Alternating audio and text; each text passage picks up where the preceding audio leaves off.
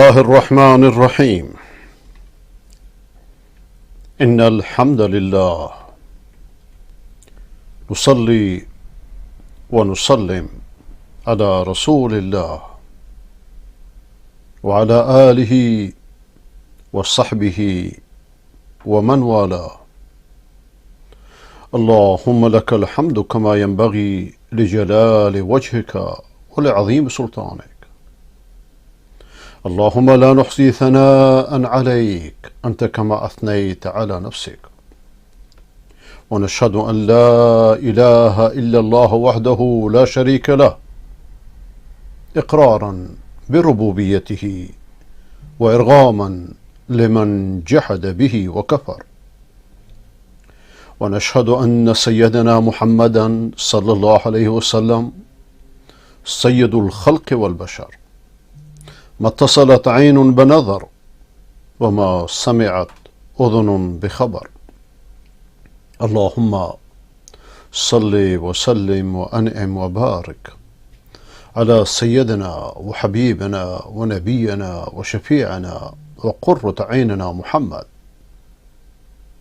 وعلى أهل بيته الطيبين الطاهرين، وعلى أزواجه الطاهرات أمهات المؤمنين، وعلى أصحابه نجوم الهدى الغر الميامين، أمناء دعوته وقادة ألويته ووزراء دولته وأوصياؤه في أمته، رضي الله عنهم ورضوا عنه، إرغاما لمن سب وشتم ورفض.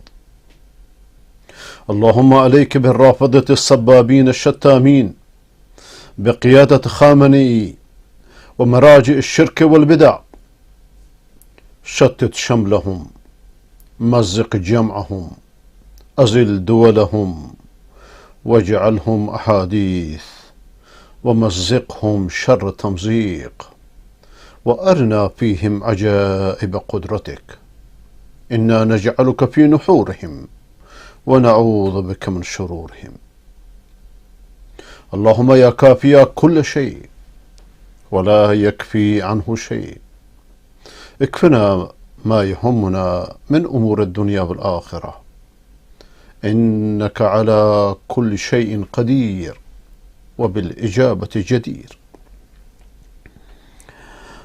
اللهم علمنا ما ينفعنا وانفعنا بما علمتنا وزدنا علما، وأرنا الحق حقا وارزقنا اتباعه، وأرنا الباطل باطلا وارزقنا اجتنابه، وادخلنا برحمتك في عبادك الصالحين.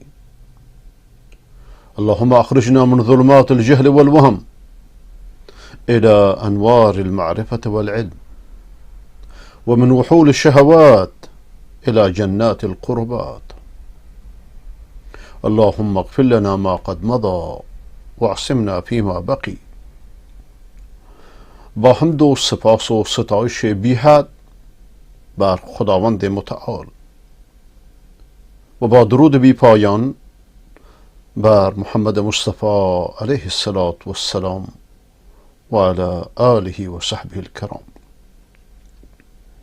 و با عرض سلام و ادب به شما بینندگان ارجمند در سراسر گیتی از مؤمنان و صالحان و حقجویان و منصفان، از خداوند متعال تقاضا دارم که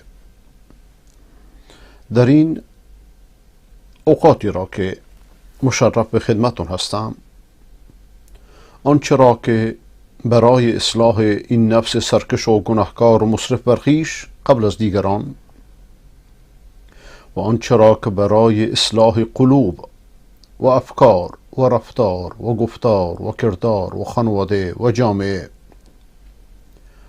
و اصلاح دین و دنیای من شما مفید است، خداوند به لطف و منت و کرم خودش آن را بر قلب و فکر و زبان این بنده گناهکار جاری نماید.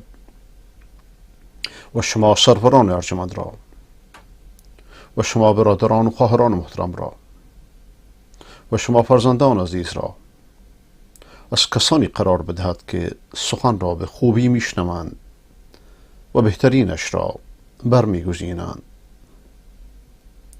بهترین سخن سخن خداوند است و خدا را شاکریم که به من شما توفیق داده که الان در این لحظات در هر جای دیگری میتونستیم باشیم.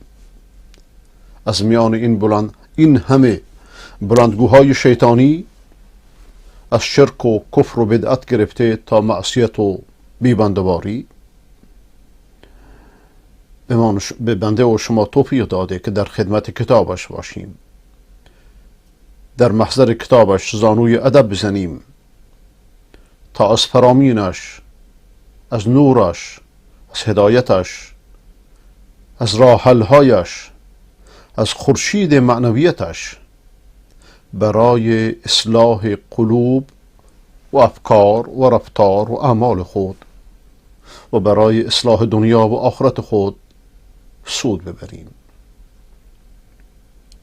بهترین سخن سخن خداوند است و بهترین شرح و تفسیر تفسیر نبوی.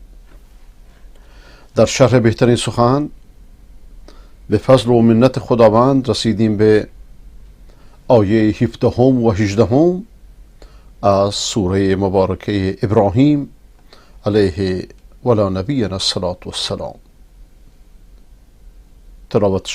تلاوتش را بشنویم، بعد از اون ترجمه شعری و تفسیرش را.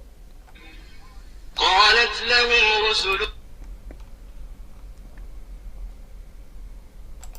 يتجرعه ولا يكاد يصيبه ويأتيه الموت من كل مكان وما هو بميت ومن ورائه عذاب غليظ.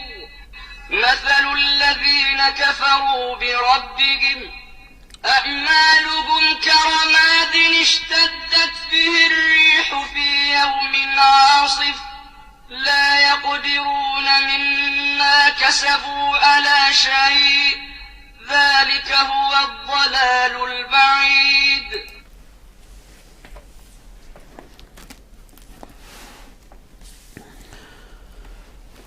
عملهای کفار در روزگار بود همچو خاکستری پست و خار که چون تندبادی وزد در هوا سپارند خود را به باد فنا. هم از کوشش خود چه سهل و چه سخت نبینند سودی همه تیر بخت. زلالت همین است اندر حیات که باشند دور از طریق نجات.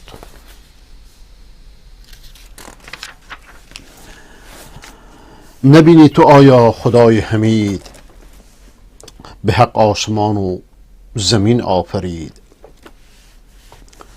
اگر عزم سازد تو را ای بشر کند نیست روی زمین سر به سر. دگر بار او مردمانی جدید بخواهد به روی زمین آفرید.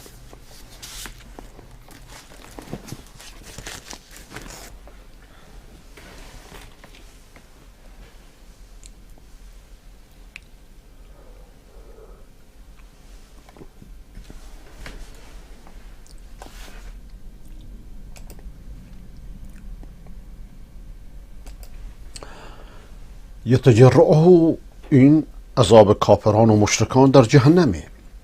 اونهایی که در مقابل پیام خداوند، در مقابل پیغمبران موضع گرفتند، با پیامبران جنگیدند، با سخن حق، با عدالت آسمانی جنگیدند، در صف شیطان وایسادند، در صف نفس و شهوت ایستادند. یا بدتر از اونها کسانی که با دین خدا بازی کردند، توحید خدا را به شرک مبدل کردند، رسالت آسمانی را به امامت دروغین مبدل کردند، خدا پرستی را به قبر پرستی و امام پرستی مبدل کردند، شرع خدا را استهزا کردند، اصحاب پیغمبر را تکذیب کردند و تفسیق کردند و تکفیر کردند. همه اینها را شامل میشه که عذابشون در جهنم چیه؟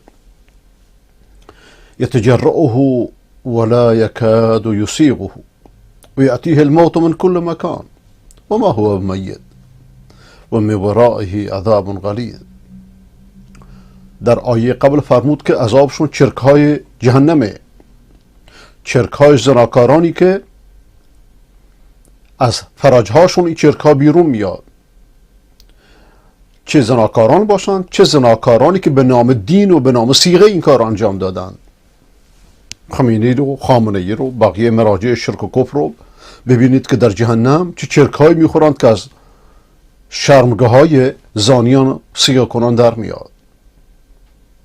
جرعه جرعه نوشد و به آسانی فرو نبرد و یأتیه الموت من کل مکان، و از هر طرف مرگ فراش میگیره در حالی که نمیمیره. ما هو میت، آرزو میکنه که بمیره. و من ورائه عذاب غلیظ، بعد از همه اینها از پس و پیشش عذابی است غلیظ و سخت.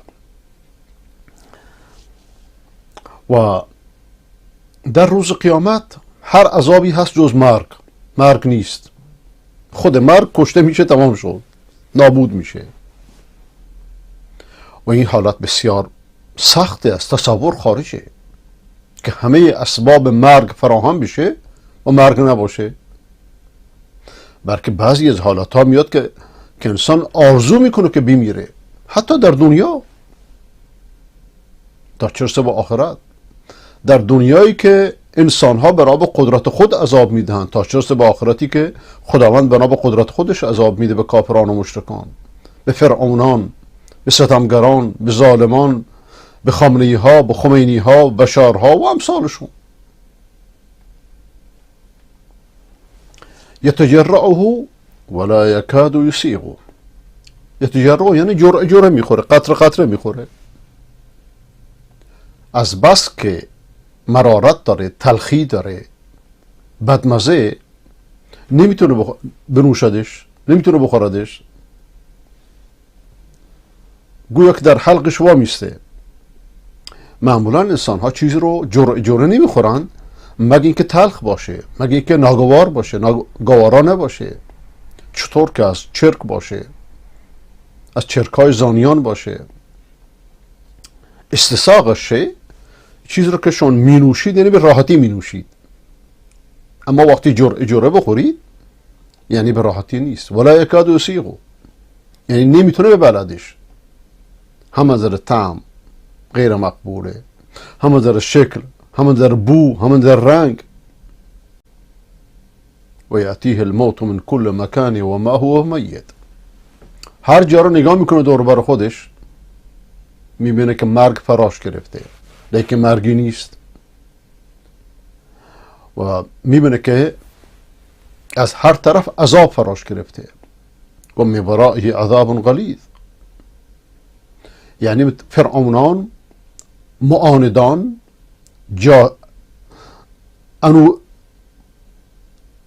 لجوج ها که در مورد ایمان لجاجت کردن، در مورد توحید لجاجت کردن، صد تا شرک و کفر و ضلالت تراشیدن به نام دین خدا، از امامت گرفته تا ولایت و تا بقیه کلمات دینی که از معانی خودشون خارجشون کردن. الان شما عذاب جهنم با عذاب غلیظ و با سبکترین عذاب جهنم که مقایسه کنید، اون موقع متوجه میشه چیه. رسول اکرم صلی الله علیه و سلم میفرماد که سبک عذاب ترین فرد در روز قیامت کسی است که در پاهاش دو تا کفش آتشین گذاشته میشه که مغزش میجوشه. اینو برای ابو طالب میگه که ایمان نیاورد.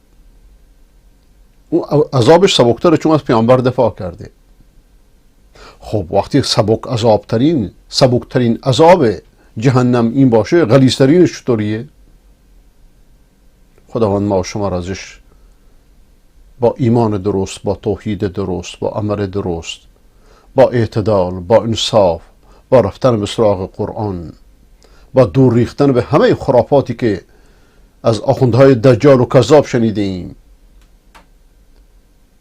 ما شما را از چنین عذابی دور کند. مرگ وقتی انسان جرعه اینو میخوره، اونم تازه به زور میخوره، خودش هم نمیخوره، برای که دهن گذاشتنی نیست. گرزهای آتشین ملائکه بالا سرش تا اینو میخوره. ولهم مقام من حدید، همچون در سوره حج. ولا یکاد یسیغه، از بس که رنگش بده، طعمش بده، بوش بده، حرارتش یا سردیش که قابل استفاده نیست، قابل شرب نیست. ای مراجع شرک و ضلالت و امامت، ای خامنی و خامنی هایی که پشت سرش هستند، ای کسانی که اینها رو کمک کردید در این 40 سال، ای کسانی که تونستید و سکوت کردید، ای کسانی که مردم را با امام تراشی فریب دادید و راه جهنم را برشان آماده کردید، بشنوید. و یأتیه الموت من کل مکان، یعنی از هر طرف مرگ فراش گرفته. یا به قول امام ابن کثیر رحمت الله تعالی علیه، شاگرد برجسته ابن تیمیه رحمت الله علیه، میگه همه بدنش، همه جوارحش، همه اعضاش چنان درد فراش میگیره که مثل مرگه. یا به قول میمون ابن مهران میگه هر استخوانش، هر رگش، هر عصبش در عذابه. یا به قول اکرمه رضی الله عنه میگه حتی اطراف موهاش، یعنی همه بدن، جایگاه هر مویی. و همچنان که ابن جریر اینو میگوید که مرگ از جلو، از پشت، از راست، از چپ، از بالا، از پایین، از همه اعضای بدنش انسانو فرا میگیره. انسان کافر و مشرکو، یعنی کسی که جهنمیه. خداوند ما و شما را ازش دور نگه داره. ولذا حضرت ابن عباس رضی الله تعالی عنه میفرماد که مرگ از هر سو فراش میگیره، یعنی انواع عذابی که خداوند اهل جهنم را بهش عذاب میده او رو فرا میگیره، جز مرگ. جز مرگ که اونجا نیست. لا یقضى علیهم فیموتوا ولا یخفف عنهم من عذابها، نه میمیرند و نه عذابشون تخفیف داده میشه. كذلك نجزی كل کفور، هر طغیانگری را، هر عنودی را، هر لجوجی را اینچنین خداوند عذاب میده. ولذا حضرت ابن عباس رضی الله تعالی عنه میفرماد که هر نوعی از این انواع عذاب وقتی انسانو فرا میگیره، اهل جهنم فرا میگیره، مقتضاش اینه که بمیره، لیکن مرگی نیست و این عذاب هم جاودانه. خب و من ورائه عذاب غلیظ، یعنی بعد از همه این عذاب ها تازه بعدش عذاب غلیظتری وجود داره، عذاب سختری از همه اینه که گذشت. همچون خداوند فرموده که راجع به درخت زقوم، انها شجره تخرج من في اصل الجحیم طلعها كانه رؤوس الشیاطین، درختی است که در وسط جهنم میاد که شاخاش مثل سر شیطان میمونه و از اون میخورن، شکمشون رو پر میکنن، ولیکن همش قطعه آتشه و مرجعشون به جهنمه. خداوند خبر میده که گاهی اعوذ بالله از زقوم میخورن، گاهی از نوشیدنی بسیار گرم و که پاره آتش میخورن. والعیاذ بالله. هذه جهنم التي يكذب بها المجرمون يطوفون بينها وبين حميم آن، این جهنمی است که مجرمان تکذیبش میکنن. پناه بر خدا. ان شجرة الزقوم طعام الاثیم كالمهل يغلي في البطون، و چندین آیه در این مورد. و همه اینها و ما ربک بظلام للعبید، خداوند بندگانش را بر بندگانش ظلم نمیکنه، لیکن خودشون بر خود ظلم کردن. ولذا بعدش میفرماید مثل الذین کفروا بربهم، مثال کسانی که به خدا کفر ورزیدند، داستان اونهایی که به پروردگارشون کافر شدند. اعمالهم كرماد اشتدت به الريح في يوم عاصف، اعمالشون، اعمالی که در دنیا انجام دادن، مثل خاکستریه که در یک روز طوفانی یه باد سخت میباسه اونا رو میبره. لا يقدرون مما كسبوا على شيء ذلك هو الضلال البعید، بر هر چی که کسب کردن قدرت ندارن، یعنی چی؟ بهره‌مند نمیشن، سود نمیبرن و این خودش گمراهی دوریه. یا به قول علامه برقعی که رحمت خدا بر او باد و بر شاگردان و بر مکتبش برکت دهد، که درد و دوای جامعه ایرانی و شیعی رو فهمید و چنان مردانه قیام کرد که زبانش زبان ابن حزم بود و قلمش قلم شمشیر حجاج، و با این حال در خونه مرد. خمینی ها و امثال خمینی ها از دیدنش میترسیدند، با وجود هیچی نداشت، بر سر تخت چوبی مرد که پول خریدنش هم نداشت. من خودم یادم این موضوع به خوبی. مردی که نوای امام رضا بود، از فرزندان موسی المبرقه بود و اندر مرجعیت از خمینی و خمینیچی ها و بقیه دجالان ولایت تراش بالاتر بود. سواد علمی که داشت هیچ کدوم از مراجع شیعه نداشتند. در میدان عقیده حتی منتظری هم نداشت. منتظری فقیه نسبتا بدی نبود، لیکن در میدان عقیده بی سواد بود. من کتاب عقیدهش که در رد بنده نوشته دیدمش.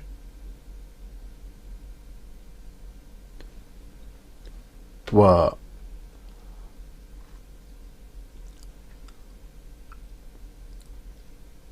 ایشون میگه که آیت الله برقعی که اعمال کفار مثل یک توده خاکستریه که باد نابودش میکنه، متفرقش میسازه. به این تشبیه شده. وجه تشبیهش در اینجا نابودی اعمالشونه، بیفایده بودنشونه، بیفایده بودن اعمالشونه. مثل خاکستری که پراکنده میشه، به چه درد میخوره؟ و گردبادی میاد خاکستر رو پراکنده میکنه، کسی میتونه اینا رو جمع کنه؟ اجازه سود ببره؟ و بعد ایشون از آیه بعدی 19 و 20 استنتاج میکنه که یکی از صفات اختصاصی خداوند بردن و نابود کردن موجوداتی که خود ایجاد کرده و ایجاد کردن معدومه. که فلاسفه که عقلشون، فلاسفه مادی که عقلشون از زیر ناف تا زیر اتاقه، سقف اتاقه، بالاتر از این نمیبینن چون مادی فکر میکنن، میگن این محاله یا مشکلش میدونن. لیکن خداوند فرموده بر خداوند هیچ چیز مشکل نیست. کسی که این هستی رو ایجاد کرده براش چیزی مشکله؟ کسی که این کائنات رو ایجاد کرده که بشر در مقابلش عاجزه، هنوز نمیدونه چیزی ازش، این عاجزه.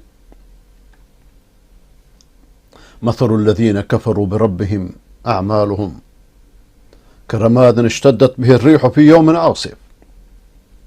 این مثال قرآنی عظیم رو نگاه کنید. استادمون شیخ دکتر محمد راتب نابلسی خدا حفظش کنه و کشورش را که خامنه‌ای نجس و پلید ویران کرد، همین ویرانی را بر سر خودش بیارد و ایران و سوریه و منطقه را از شر خامنه‌ای و خامنه‌چی ها و بقیه دجالان ولایت و کذابان امامت و قربانیان ولایت فقیه نجات بدهد و اینها را از صفحه روزگار محو کند.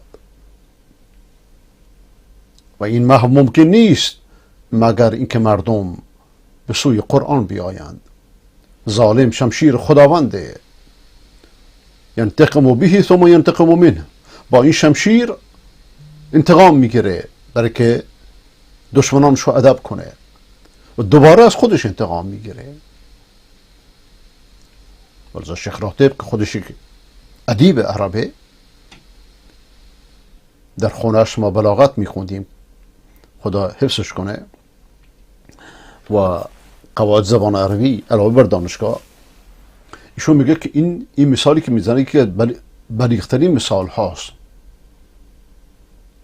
شما نگاه کنید، همه کافران را، همه ملحدان را، همه بیدینان را، همه ضد دینان را، همه دین ستیزان را، همه ملحدان را، همه اسلام ستیزان را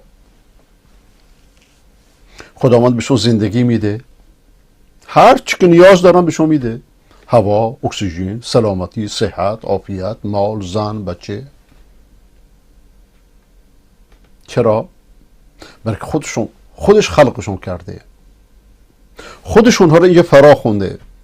به قول شیخ شعراوی، با همه اینها بهش کفر میورزن.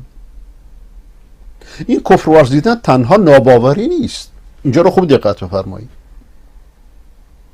هر کسی از خدا اعراض کنه، اسمش مسلمان هم باشه،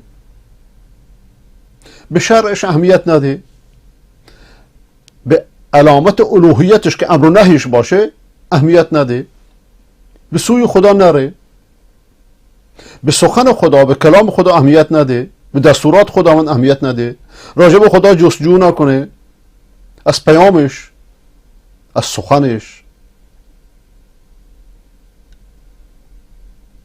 پیگیری نکنه و بندگانش را کمک نکنه، همه اینها شامل این آیه میشن. مثل الذین کفروا بربهم. کافر چرا کافره؟ برای که از پروردگار اعراض میکنه، دوری میکنه، اصلا براش پروردگار مهم نیست، سخنانشو پشت سرش میذاره. میشه خدا یعنی چی؟ خدا چی؟ ما خود درست شدیم اینجوری. نعوذ بالله. این که از خدا دور باشه اهمیت نمیده، این که با خداوند ارتباط نداشته باشه، اقبال به سوی خداوند نداشته باشه، دنبال رضای خداوند نباشه، همه اینها رو پشت سرشون گذاشتن. الان اسمش مسلمان هم باشه. مثل الذین کفروا بربهم اعمالهم. کدوم اعمال؟ و آیا هر عملی، یا اینکه اعمال کوچکی که ارزشی نداره، قابل ذکر نیست، حتی پیش مردم تا چه برسه پیش خدا. بلکه اینجا مقصود از اعمال بزرگه. این دستاوردهای بزرگی که بشریت بهش رسیده، دهن پر کن، آقا کره ماه رفته، مریخ رفته، فلان رفته، همه اینها رو خداوند میگه اعمالهم کرماد اشتدت به الريح فی یوم عاصف. چرا؟ هیچ کدوم از این اعمال پیش خداوند در میزان و ترازوی خداوند جایی نداره مگر به شروط. وقتی گردبادی میاد به شدت میوزه، خاکو چطوری بلند میکنه، یه مشت خاکستر رو چطوری بلند میکنه، میبره به کجاست؟ رفت دیگه، بی ارزش شد. این خاکستر ممکنه درخت تنومندی بوده، ممکنه شخصیت بزرگی در ملت خودش بوده، مثل هندوها خودشون رو آتش میسوزونن در همین دنیا قبل از آخرت. و قدمنا الى ما عملوا من عمل فجعلناه هباء منثورا. اون چه از اعمال که تقدیم کردن، ما همه اینها رو هباء منثورا قرار دادیم، بی ارزش قرار دادیم، چون به خاطر خدا نبوده. یا در سوره نور جزئی از آیه 39، اعمالهم كسراب بقیعة یحسبه الظمآن ماء حتی اذا جاءه لم یجده شیئا. اعمالشون همه این اعمال بزرگ مثل یک سراب دوریه که انسان تشنه فکر میکنه که آبه، وقتی اونجا میاد هیچی پیدا نمیکنه، سرابه. چرا به سراب میگن؟ بلکه اشتباه دیده. یعنی این دستاوردهای بزرگی را که کافران بهش افتخار میکنن، پیش خداوند اینا هیچ شأنی نداره، هیچ ارزشی نداره، هیچ قیمتی نداره. چرا؟ بلکه اصحابشو در روز قیامت به سعادت نمیرسونه. دنبال این اعمال میگردن، پیداش نمیکنن. خب اینجا یه نقطه خیلی مهمه. ناباوران، کافران این اعمال رو انجام دادن، ولی چون به خاطر خدا نبوده پیش خدا چیزی پیدا نمیکنن. اما بدتر و رسواتر و فریبکارتر و مکارتر از اینها کیانن؟ بددینان مشرک و اهل بدعت قبرپرستی که همه کارهای بزرگ خدا را به موهومات خود میدن، به بزرگان خود میدن. بیا درستش کن. اینا که میگن قرآن بدون علی قرآن نیست، خدا بدون علی قرآن نیست، در زیر سایه خامنه‌ای مشرک و نجس، فرعون زمان، تیمور زمان، شاه اسماعیل زمان، نیرون زمان، شارون زمان که نفرین خدا بر او و بر آل او باد و بر همفکران او باد.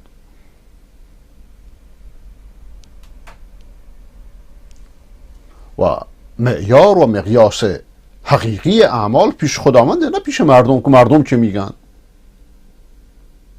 به عنوان مثال اگر یه دانشجویی در یک مقابل ممتحنای خودش، مقابل کمیتی که ازش امتحان میگیرن، سوالیش ازش میپرسن، نمیدونه، جوابشو نمیدونه، امتحان کنکوره مثلا، و سرنوشتش به این سوال مرتبطه یا به این سوال ها، اما اون به جای این سوال اساسی یادش میاد که مثلا دیروز چه غذای خوبی پخته، چند ساعت رو ایستاده، بهتری مهمانی رو درست کرده، وقتش رو در این مدت گذاشته. آیا این جواب در مقابل سوال کنکور به دردش میخوره؟ این از این سوالی که سرنوشت سازه براش که میره دانشگاه یا نمیره، یا خیابون متر میکنه به قول ایرانی‌ها، به دردش میخوره؟ نه. این کافران ناباور بنا به معیار مردم اعمال بزرگی انجام دادن. فراعنه مصر اهرام ها رو ایجاد کردند که تا هنوز انسان ها نمیدونن، تا الان که الانه بشر هنوز پی نبرده که چطوری فشار هوا رو از میان سنگ ها برداشتن. هنوز بشر به این نرسیده. یک قطعه سنگ همش چطوری آخه؟ خب الان این فرعون ها کجان؟ در جهنم هم. اگرچه بنا به مذهب ابن عربی و خمینی نجس فرعون و غیر فرعون وجود نداره، همه خدایان.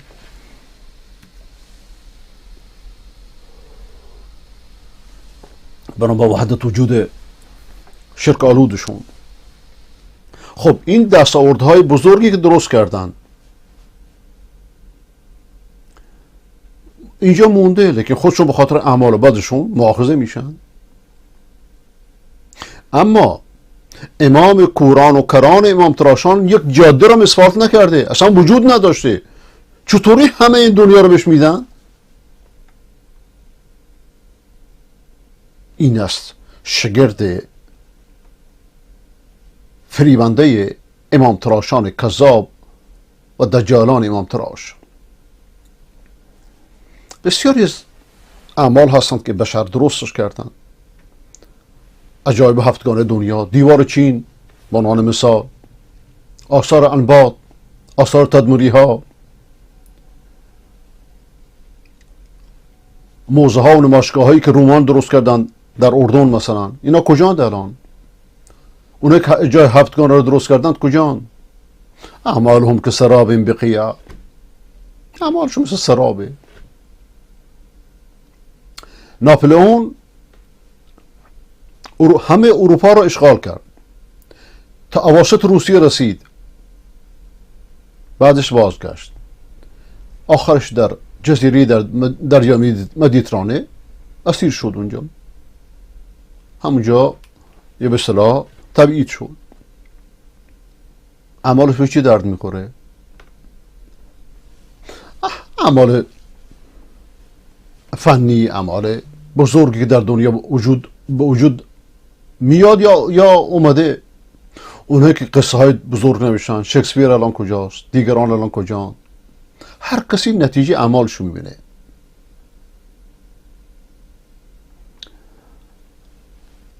دولت های پیشرفته رو نگاه کنید، صنعتی رو،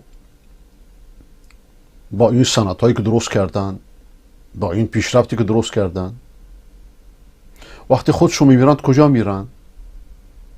این اعمالی که در دنیا گذاشتن به چه دردشون میخوره؟ اینو میخوام عرض کنم که انسان در این دنیاست به خاطر یک وظیفه بسیار مهم و خطرناک. اگر این وظیفه مهم و خطرناک و این تکلیف بهش نپرداخت، بدون که در خسارت عظیمه. هر کی میخواد باشه. قل هل ننبئکم بالاخسرین اعمالا، همچنان در سوره کهف در روز جمعه هر جمعه میخونیم. به شما خبر بدم که زیانکارترین مردم کیان؟ الذين ضل سعيهم في الحياة الدنيا وهم يحسبون انهم يحسنون صنعا. خداوند ما شما را از اینا قرار نده. اونهایی که کوشش هاشون، کارهاشون در زندگی دنیا به ضلالت رفت، اونا فکر میکنند کارو خوب میکنن. خامنه‌ای خونخوار و ضحاک زمان فکر میکنه که مذهب اهل بیت خدمت میکنه. سیستانی رشوه‌خور همچین فکری میکنه. بقیه مراجع شرک و کفر همچین فکری میکنن. شارون همچین فکری میکرد. بشار همچین فکری میکنه. پوتین خونخوار همچین فکری میکنه. کس نگوید که دوغ من ترش است. نوبل دینامیت رو اختراع کرد. بعضی که دینامیت رو اختراع کرد دید که این چیز بسیار مضریه برای بشریت. شما نگاه کنید چه همه کشته در کره زمین از راه دینامیت وجود داره. چه بیگناهانی کشته شدن، چه اطفالی کشته شدن، چه زنهایی که کشته شدن به سبب اختراعی که نوبل کرد. الان یه جایزه نوبل به دردش میخوره؟ این اختراع بزرگیه. اعمالهم كرماد اشتدت به الريح في يوم عاصف.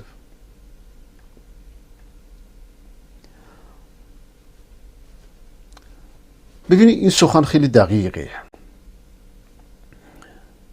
اعمال بی ارزش هیچ ارزشی نداره حتی پیش مردم. لیکن اعمالی که عملکردهایی که در مقیاس اهل دنیا بسیار بزرگه، اگر این اعمال بسیار بزرگ برای بشریت خیر نیاره، ضررش بیشتر از فایدهش باشه، روز قیامت هیچ ارزشی نداره. ولذا بعضی از اهل علم اصرار دارن که ما رفتیم به کره ماه رسیدیم، از این عمل بزرگ چه سودی بردیم؟ یعنی چی؟ یعنی هر عملی که به نفع بشریت نباشه، به نفع مردم نباشه، به نفع هدایتشون نباشه، به نفع آبادانی این زمین نباشه، توسعه این زمین نباشه، به نفع سعادت بشر نباشه، برای اقرار عدالت در میان بشر نباشه، برای نشر فضیلت و اخلاق در میان بشر نباشه، هر عملی که این شرایط رو نداشته باشه در آخرت هیچ ارزشی نداره. سفینه فضایی به ماه رفت. اولین سفینه فضایی که رفت 24,000 میلیون دلار خرج شد. بعضی از اقتصاددانان گفتند در اون موقع همه دولت‌های جهان در این هزینه شریک بودند. چطوری؟ از راه بازی با دلار،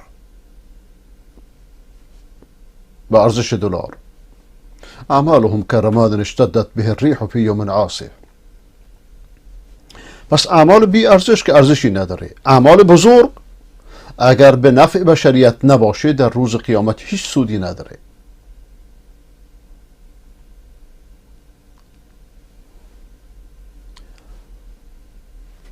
اما اعمال انسانی که کافر انجام میده به خاطر شهرتش، به خاطر آوازش، به خاطر مال، به خاطر دنیا. مثلا عرض میکنم تونستن کلیه رو بکارن، لیکن در مقابلش پولهای گزافی میگیرن. کسی که میخواد این کلیه بخره مثلا باید خونش رو بفروشه، باید فقیر بشه. درسته که این عمل ظاهرا انسانیه، لیکن اگه مجانی بود، اگه باش تجارت نمیشد، بگذاریم در کشور امام زمانی که مردم قلباشون رو میفروشن تا چه برسه به کلیه، چون قیمتش زیاده در واقع مریض رو بدبخت‌تر کرده، از نظر مادی بدبختش کرده. بعضی از اعمال انسانی هست که به انسان سود میرسونه، لیکن قیمت‌های نجومیش اون یک کالای تجارتی کرده، به خاطر تجارت این کار رو میکنه. تجارت در غرب دارو و دوا یک بازار سیاه داره که همش قانونی. البته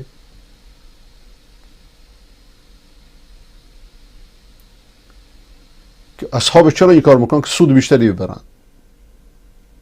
ولذا کسی که خدا رو نمیشناسه ممکنه ظاهر اعمالش انسانی باشه، لیکن هدفش چیه؟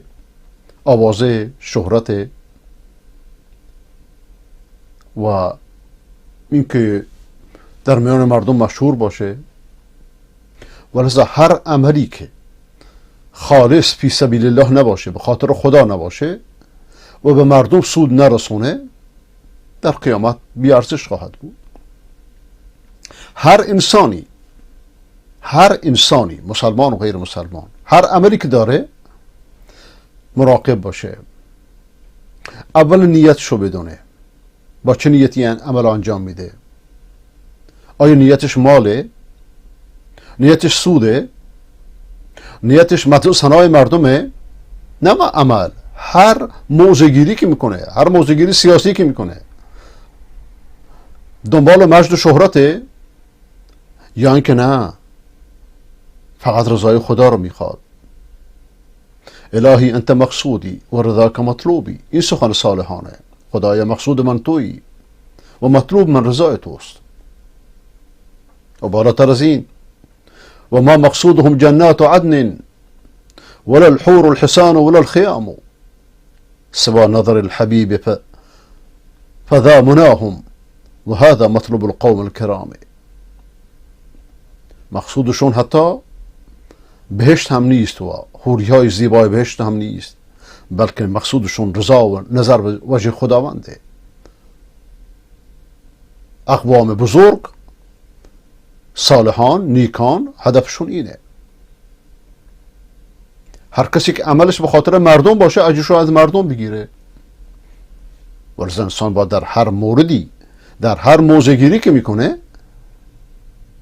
ببینه که آیا این موضع‌گیریش، این حرفش، این سخنش به خاطر خداست یا به خاطر خرماست.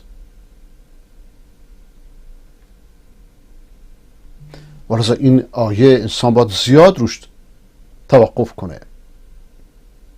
اعمالی که انسان ها 10 سال روش وقت تلف کردن، میلیون ها روش خرج کردن، سرانجامش که رماد اشتدت به الریح فی یوم عاصف، مثل خاکستر باد ببردش.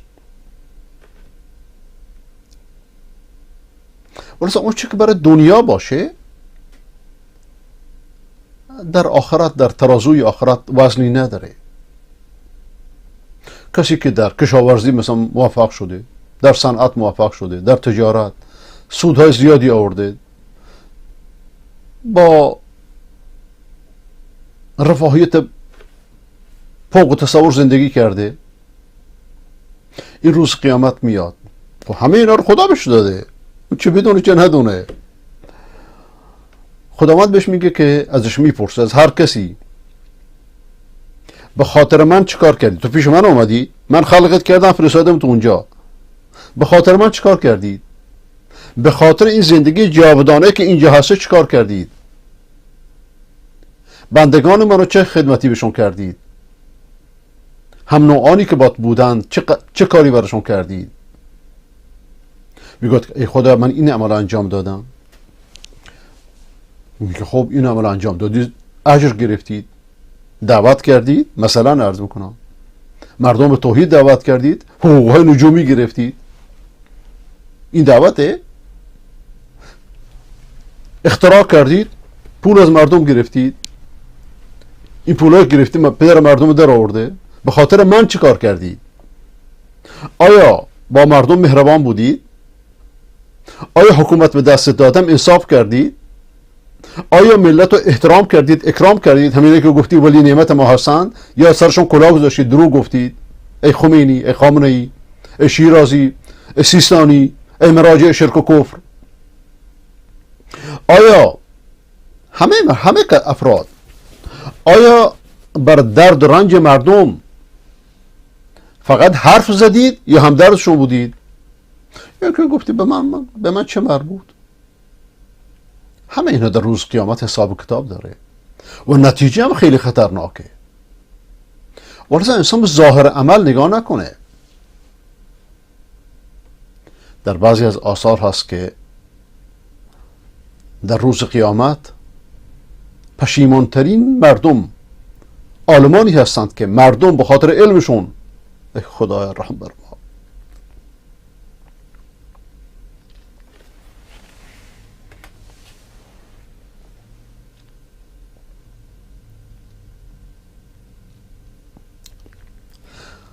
مردم به خاطر علمشون بهشت میرند، به خودشون به خاطر عملشون به آتش میرند. خدایا پناه بر تو. مردم روز قیامت رو میبینند، میگه تو فلانی نیستی؟ در منبر و محراب میرقصیدید، در تلویزیون میرقصیدید، مردم رو دعوت میکردید، در جهنم چی کار میکنید؟ گفت که من شما رو به معروف دعوت میکردم و خودم انجام نمیدادم، شما را از منکر باز میداشتم و خودم انجام میدادم. خدا رحم بر ما. پس موضوع عمل خیلی خطرناکه، بلکه از خطرناکترین و مهمترین قضایای انسانه.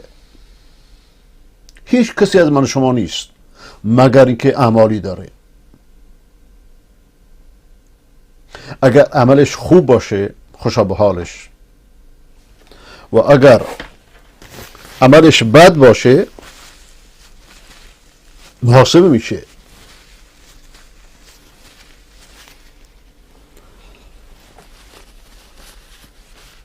اما مشکل کجاه؟ اگر اعمالش نیک باشه، حتی عمل نیک هم نیاز به ایمان درست و اخلاص عمل داره. نقطه دقیق در اینجاست. ولذا حضرت رسول اکرم صلی الله علیه و سلم در حدیث که امام ابن ماجه قزوینی، خداوند قزوین و ایران را دوباره به راه سنت پیغمبر بازگرداند و از پلیدی ها و زشتی ها و شرک های و بدعت های امام تراشان پاکشون گرداند، روایت میکند که من تعلم العلم لیباهی به العلماء و یجاری به السفهاء و یصرف به وجوه الناس الیه ادخله الله الجهنم. کسی که علم بدین خاطر یاد بگیره که با عالمان مناظره کنه، خودی نشون بده، یا سفیهان رو خاموش کنه، یا نظر مردم به خودش جلب کنه. ببین چه صفتی. و این امراض بزرگی است. ادخله الله جهنم، خداوند او رو به جهنم میبره. در حدیث دیگر که امام مسلم روایتش میکنه، مسلم نیشابوری، خداوند نیشابور و ایران را دوباره به عقیده نبوی بازگرداند و از عقیده نجس صفوی که خمینی و خامنه‌ای و بقیه مراجع شرک و کفر امروز وارثانش هستند پاک گرداند. رسول اکرم صلی الله علیه و سلم فرمودند که ان اول الناس یقضى یوم القیامه علیه، اولین کسی که در روز قیامت بر علیهش قضاوت میشه شخصی است که در راه خود شهید شده فاوتی بهی. الان که این مشرکان امام تراش که هر کدوم میگن ما شهیدیم، مشرک شهادت داره کمونیست شهادت داره، فاوتی بهی آورده میشه. خداوند نعمتاشو براش ذکر میکنه و میشناسه این نعمتها رو اعتراف میکنه و نعمت علم که بهش داده، نعمت شهادت. خب فما عملت فیها، با این نعمتها چکار کردی؟ میگه قاتلت فیک حتی استشهد، ای خدا من در راه تو جنگیدم تا شهید شدم. خداوند مالک دل هاست. قال کذبت، دروغ میگید. ولكنك قاتلت لأن يقال لك جری، بلکه جنگیدید تا بهت گفته بشه پهلوانید، با جرأتید، با شهامتید. فقط قیل، گفته شد در دنیا. ثم امر به فسحب على وجهه حتى القي في النار، دستور میده که با صورتش به آتش انداخته میشه. این شهید. پس معیار عمل در قلب، در اخلاص. چرا اهل دین این همه روی اخلاص تاکید میکنند، رو توحید تاکید میکنند؟ و رجل تعلم العلم، شخص دیگری که دنبال علم رفته و مردم رو علم آموخته و قرآن خونده، آورده میشه. خداوند نعمتاشو بهش ذکر میکنه و اعتراف میکنه. میگه خب چه عملی انجام دادید؟ میگه خدایا من علم فرا گرفتم، به دیگران یاد دادم و قرأت فیک القرآن، و در راه تو قرآن خوندم. قال کذبت، دروغ میگید. ولكنك تعلمت العلم لیقال عالم، بلکه علم یاد گرفتید، علم دین که بگند عالمه، و قرآن خوندید تا بهت بگند قاریه. فقط قیل، اینا همش گفته شد در دنیا.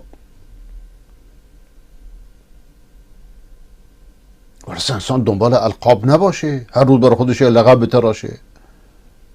ثم امر به فسحب على وجهه حتی القی فی النار، سبب دستور داده میشه با چهرش کشان به آتش انداخته میشه. این دو، اول شهید بعد عالم. و رجل وسع الله علیه، شخصی که خداوند بهش وسعت مادی داده، از همه اصناف مال بهش داده شده، پیش خداوند آورده میشه. خداوند نعمتاشو ذکر میکنه. بعد ازش میپرسه که چه عمل کردید؟ میگوید که ما ترکت من سبیل تحب ان ينفق فيها الا انفقت فيها لك، هیچ راهی که تو دوست داری ای خدایا نبوده که من در اون راه انفاق کردم، خرج کردم. خداوند میفرماید که دروغ میگید، بلکه خداوند مالک دلهاه. ولكنك فعلت ليقال لك هو جواد، بلکه این کارا را انجام دادی تا بگند که فلانی که بخشند با سخاوته. فقط قیل، گفته شد. دستور داده میشه که با چهرش با آتش انداخته بشه. اینا همش راجع به اعمال صالحه، اعمال طالح به جا خودش، سینه زنی و زنجیر زنی و شرک و بدعت، اینا به جا خودش. اینی که شهید شده، اینی که علم فرا گرفته، اینی که سخاوت کرده، اینا راجع به اعمال صالحه. اما اعمال بد که اعمال شرکی، اعمال بدعت، اعمال ظلم، اعمال جنایت، اعمال مردم کشی، اعمال مصادره اموال مردم، اعمالی که خامنه‌ای و خمینی نجس انجام دادن، اینا که ظاهره، اینا که قضاوت نمیخواد که. وقتی راجع به اعمال صالح انسان محاسبه میشه، اعمالی که برای مردم نیک جلوه داده میشه که چه نیتی در پشترش بوده، انگیزش چی بوده. ولذا خداوند میفرماید مثل الذين كفروا بربهم اعمالهم كرماد اشتدت به الريح في يوم عاصف لا يقدرون مما كسبوا على شيء. و وقتی اعمال صالح این چنین باشه، اعمال بد چطوره؟ روایتی رو که امام احمد بن حنبل رضی الله تعالی عنه میاره روایت عجیبیه. خوب دقت فرمایید. پیامبر اکرم علیه السلام میفرماند که من قتل عصفورا عبثا اجا الى الله عز وجل يوم القيامة منه يقول يا رب إن فلانا قتلني عبثا ولم يقتلني لمنفعة.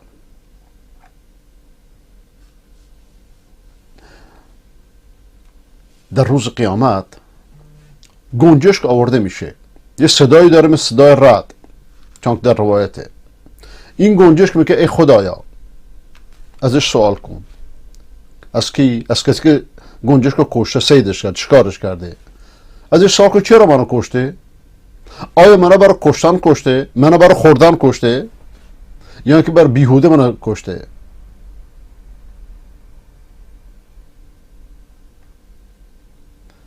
کسی که گنجشکی را بیهوده بکشه، این گنجشک پیش خداوند شکایت میکنه، خداوند شکایتش میرسه که ازش بپرس چرا منو کشتی؟ اون موقع ملتی را کشتن، کردستان رو مثل سوریه کردن، همجوری رها میشه که امام زمان راضی بشه؟ این امام زمان، این دجال زمان به هیچ چیز راضی نمیشه که هرگز البته مادر متولد نشده. اینا تراشیدنش برای که جنایت های خودشون رو توجیه کنن. منگهی اگر الان در کردستان زیر آتشه، داره سوریه میشه، داره عراق میشه، اگر بلوچستان پا نشه، بلوچستانی که برای آقای مولوی عبدالحمید اعتصاب کرد و کار خوبی هم کردن، آیا نباید برای یک ملتی که داره قتل عام میشه اعتصاب بکنن؟ چرا مولانا عبدالحمید مردم به این کار دعوت نمیکنه؟ چرا علمای بلوچستان همچنان که علمای کردستان بلند شدن بیانیه دادن، چرا همچین بیانیه نمیدن با هم و یک دست یک سخن در دفاع از مسلمانان بیستن؟ مگه اینا ملت ایران نیستن؟ مگه اینا مسلمان نیستن؟ ترکمان صحرا همچنین، توالش همچنین، خراسان همچنین، بقیه ملت ایران همچنین. وقتی که هموطنان شیعه ما از داخل ساختمان‌هایشون فریاد میزنن کردستان زاهدان چشم چراغ ایران، آیا خود زاهدان و خود بلوچستان و خود ترکمان صحرا و خود خراسان و خود جنوب که اهل سنتن اینا نباید تکون بخورن؟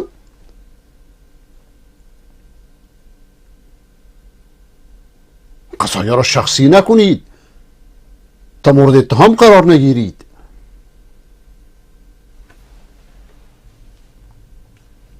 وقتی که گنجشکی کشته بشه خداوند چنین محاسبه میکنه، اون موقع خامنه نجس و پلید و همکاران پلیدش و نجسش ملتی رو دارن قتل عام میکنن. اگر کردستان الان به دست حکومت بیفته دوباره، بدونید که همین کار در بلوچستان تکرار میشه، بدونید که همین کار در ترکمان صحرا و در جنوب تکرار میشه، بدونید که در تهران تکرار خواهد شد، در اصفهان تکرار خواهد شد، در شیراز تکرار خواهد شد، در همه شهرهای ایران.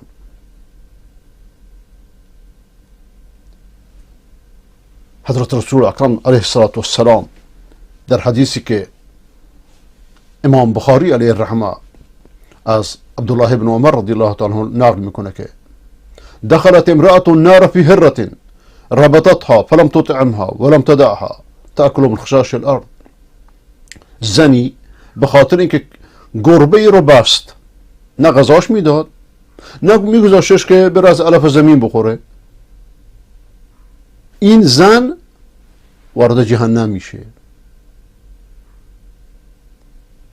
فمن يعمل مثقال ذرة خيرا يره ومن يعمل مثقال ذرة شرا يره. هر کسی که یک ذره خیر انجام بده با نیت درست، با عقیده درست، اونو خواهد دید، و یک ذره شر بدی انجام بده اونو خواهد دید.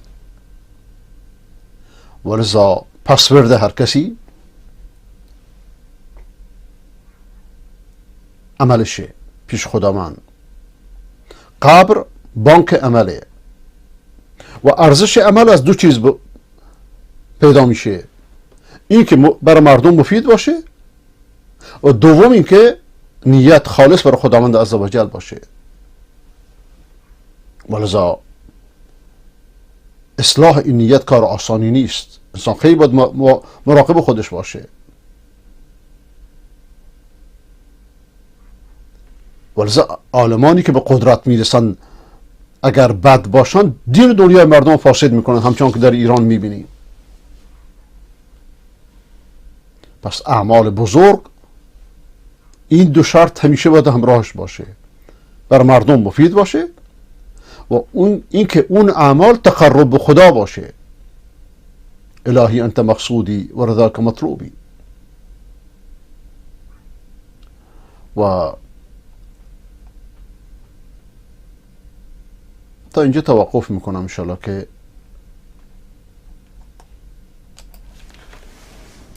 بقیه آیه رو در جلسه دیگه ادامه خواهیم داد اگه خدا عمری بده.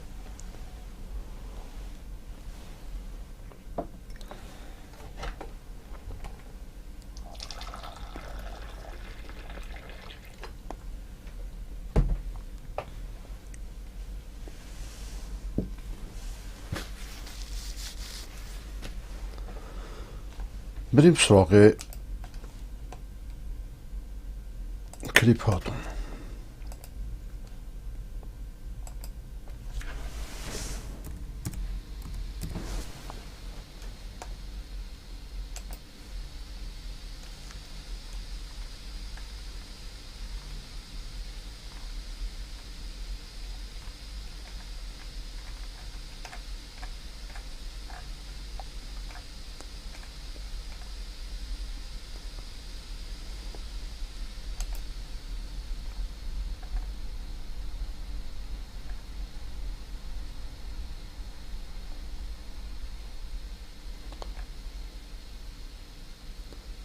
فایل صوتی سردار احمد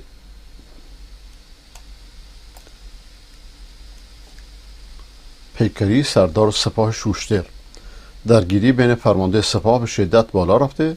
بین فرماندهان سپاه بسیاری در حال اعلام براءت از رژیم هستند. این فایل از درون سپاه فرماندهان سپاه می باشد. خب بشنویم ببینیم چیه. بسم الله الرحمن الرحیم. امروز جمعه 27 آبان ماه 1401 هست. خبری در سایت خبری دیدم که آقای سردار نقدی گفت الحمدلله دشمنان ما احمق هستند. همونطوری که در سال 60 دهه 60 ما انقلاب و نجات دادند، الان هم دهه 80 های ما فلسطین رو نجات میدن. خواستم بگم که آقای سردار نقدی به تمام معنا احمق تویی، به تمام معنا بیشعور تویی، به تمام معنا دشمن انقلاب و امام و شهدا و ملت افرادی مثل تو هستند. شما دو حالت بیشتر ندارید، یا احمقید یا عامل، که واقعیت رو نمی بینید. این خودش فرماندهان سپاه همطور که ذکر کردن حقیقت را نمی بینید. کوچه و خیابون و بازار کل ایران را نمی بینید. کور شده اید، صمون بکمون عمیان شده اید. این آیه مصداق شما هستید.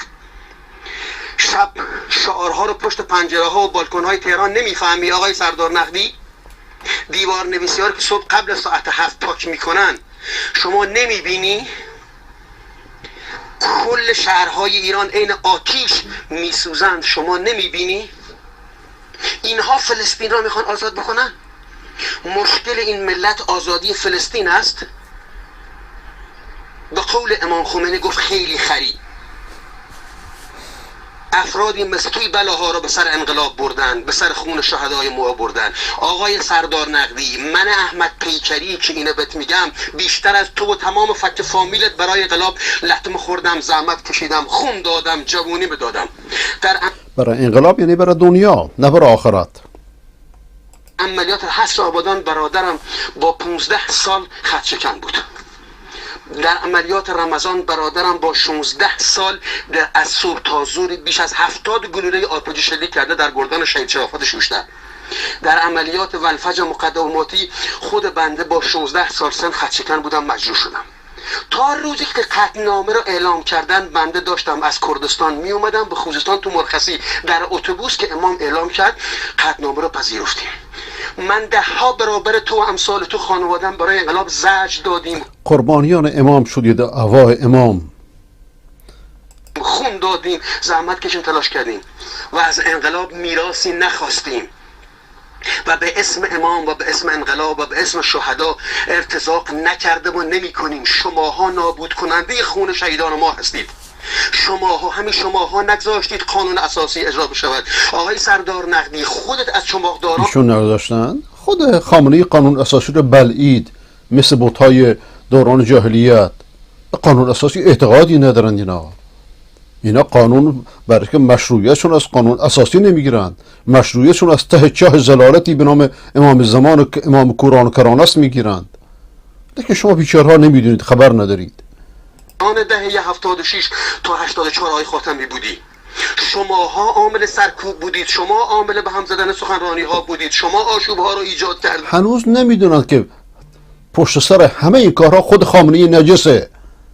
هنوز نمیدونن این بدبختا چقدر ساده اند، چقدر بیسوادند، چقدر خوشنیتند. شما ناآرامی ایجاد کردید. شما هر 3 روز یک بار برای دولت رسمی دولت آقای خاتمی که مردم با 20 میلیون رای با آقای خاتمی خدا لعنت کند خاتمی و غیر خاتمی را. همشون سرتهی کرباسند، همشون دروغگویند، کذابند، دجالند. نظام جمهوری اسلامی رو تثبیت کردن، ولی شماها به جنگ رای ملت رفتید.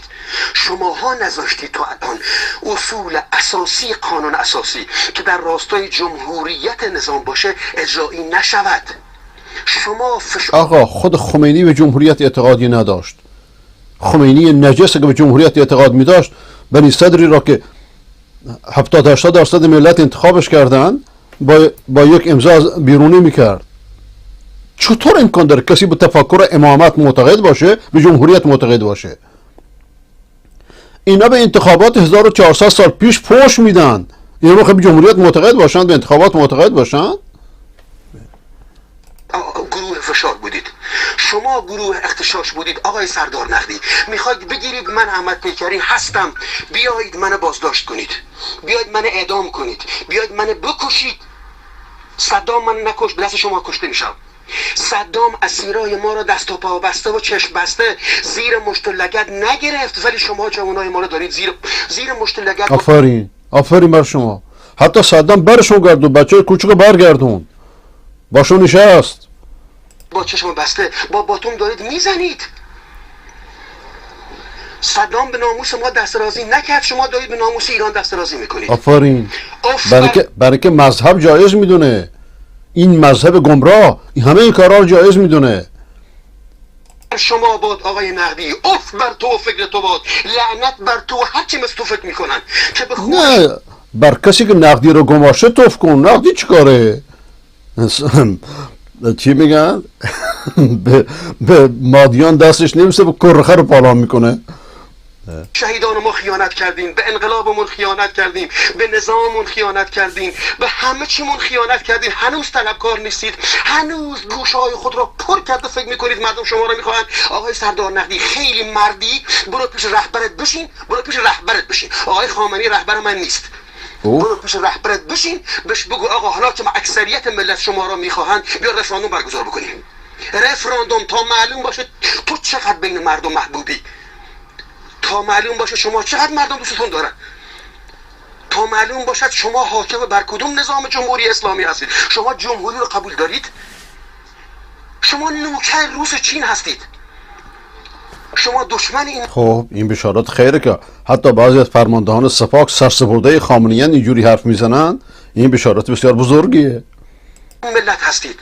شما نمیخواهید قانون اساسی نیم بند هزار اشکال دار اجرا بشود. شما بی قانونی را میخواهید، اما این قانون اساسی فشل را هم نمیخواد اجرا بشه. ما همین فشل رو میخوام اجرا بشه. اگر راست میگی تمام اصولش بذارید اجرا بشه. بگذارید مردم تظاهرات بکنن طبق قانون اساسی، بگذارید آزادی بیان باشد، بگذارید آزادی اندیشه باشد، بگذارید آزادی قلم باشد، بگذارید. خب اینا بله، اینا باشه خامنه‌ای نخواهد بود دیگه. مردم دیگه روحانیت رو توف هم نمی کنن، باقی موندن به جا خودش. این دجالان رو دیگه کسی جا نمیده، اونا به خوبی نمیدونن. ریشهری ملعون میگفت بعد از خمینی، بعد از امام میگفت و اسمش امام میذاشت. دیگه ما میدونیم که ملت ما نیست. اینا رو به خوبی میدونن. شکنجه رو غلط میکنید، مردم میزنید. شکنجه در قانون اساسی که قانون اساسی میراث شهید بهشتی هاست ممنوع، حرامه. چرا مردم شکنجه میدهید؟ شما یک مش دروغگو هستید که نه به خدا اعتقاد. برگ شرع برای نقدی ها و امثال اینها، شرع اون چیزی است که ولی فقیه میخواد. قانون بی قانون، قانون اساسی بی قانون اساسی. اون چه که نیت، به قول مصباح ملعون تمساح یزدی، اون چه که نیت ولی فقیه، نه اینکه به زبان بیاره فقط. دارید نه به امام خمینی اعتقاد دارید، نه به قرآن اعتقاد دارید، نه به انقلاب اعتقاد دارید و نه به قانون اساسی. من آمادم. آقا اشکال در خود قانون اساسی نیست، فقط اشکال در خود خمینیه، اشکال در خود خامنه‌ایه، اشکال در اصل مذهبه. مصیبت اینجاست. تا ملت اینو درک نکنه 100 سال دیگه هم به جایی نخواهد رسید. و اینو برقعی خوب درک کرد، اینو احمد کسروی درک کرد، اینو اتحاد شریعتی درک کرد و هاکذا. همه امروز منو بگیرید اعدام من بکنید، تا دیر نشده جلو پلاستون جمع کنید، انقلاب به دست خودشون بدید. شما به تمام معنا نااهل بودید که امام خمینی گفت بعد انقلاب، بعد از امام چمپر زدید به انقلاب خمینی و نابودش کردید. به آرزوی دیرینه انجمن حاجتیه شما رسوندید. انجمن حاجتیه رو به آرزوش رسوندید که انقلاب باید نابود بشه. انجمن حاجتیه فعالترین درندگان رژیم در اطلاعات بودند. بهترین رسالت حزب توده رو شما انجام دادید. اف بر شما باد که اسلاممون از بین بردید، ارزش‌های قرآنیمون از بین بردید. به هر جوانی از قرآن میگم دکتر خدا جمع کن. اینا که میبینید بسیاری سپاهیان و اطلاعاتی همچین عقیده‌ای دارن. اخلاص در جای غیر درست. مصیبت اینجاست. خودشون رو فدا میکنن در راه شرک، در راه قبر پرستی، در راه خمینی، در راه خامنه‌ای و فکر میکنن که برای دین کار کردن. تو هر محفلی از آیه قرآن انقلاب و ارزش ها میگه تو خدا دلت خوشه. شماها باعث این روز شدید آقای سردار نقدی، شما باعث این روز شدید. شما همه را کافر دونستید الا خودتون، در حالی که خودتون از همه کافر ترید، از همه بی ارزش ترید، از همه بی وجدان ترید. لعنت خدا بر شما باد که به خون برادران ما خیانت کردید. روزی بیاید که اگر جلو پلاستون جمع نکنید به زور جلو پلاستون پرت میکنیم بیرون. خدا از تو نگذره که ما از تو نخواهیم گذشت. اون زمانی که بنده تو ایران بودم، اکثر عناصر حساس نظام، اطلاعاتی ها، سپاهی ها همچین طرز تفکری دارند. و مولانا عبدالعزیز که من اونو یک حکیم میدونم، واقعا یک حکیم بود، انسان شناس بود، گفت که مشکل طرفداران این رژیم اینه که عقل ندارند، اخلاق دارند، عقل ندارند. که به شکلی متدینند، اما مشکل رژیم سابق این بود که اخلاق نداشتند، عقل داشتند ولی اخلاق نداشتند، برای که بیدین بودند. تلاوت آیه قرآن با هنرمندانه ترین شکل اجرایی در افتتاحیه بزرگ رویداد ورزشی دنیا، جام جهانی فوتبال، با حضور مورگان فریمن.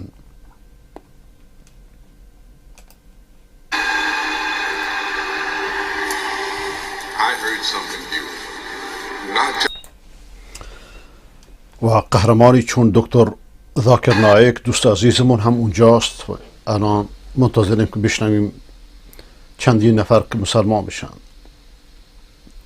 اگرچه ایشون هنوز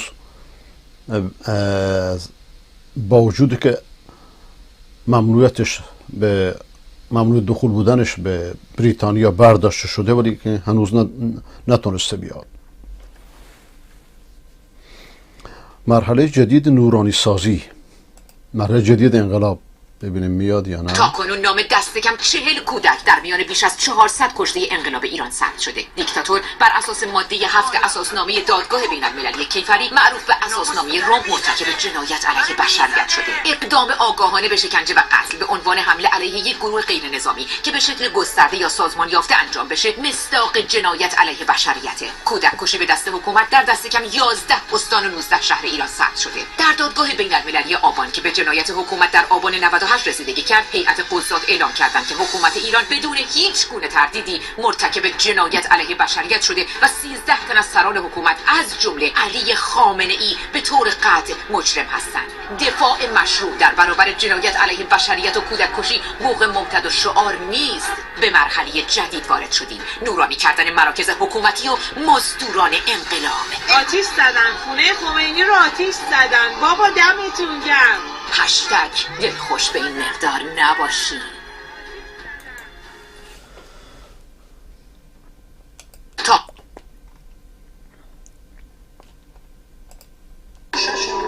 بابا اینا دیوونن بچه میکشن، مرض دارن بچه میکشن. بابا نمیبینن تلویزیون ها، میبینن اینجا باعث بعد چیز میشه. دکترین زاهیه است، استراتژی زاهیه. وقتی با یک ارتش مقابل نیستی و با نیروی مردم مقابلی، باید مردم بکشی، باید بچه بکشی، زن بکشی، عمدن هم باید بکشی. لعنت خدا بر اینها باد، لعنت خدا بر اینها باد. زاهیه بیروته که همه مناطق سنی نشین بود که شیعیان جنوب اومدن و غصبش کردن. دکترین زاهیه میگه از مردم انقدر بکش که خود مردم جلوی کسایی که دارن مبارزه میکنن وایستن بگن بابا ول کنید دیگه. این دکترین زاهیه است.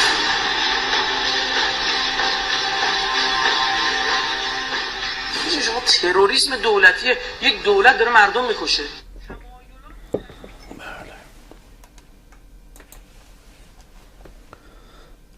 خدا از ظالمان و کسانی که با ستمگران ایستادن انتقام بگیره. سوریه سازی در مهاباد، سوریه را خامنه ملعون به ویرانی کشوند.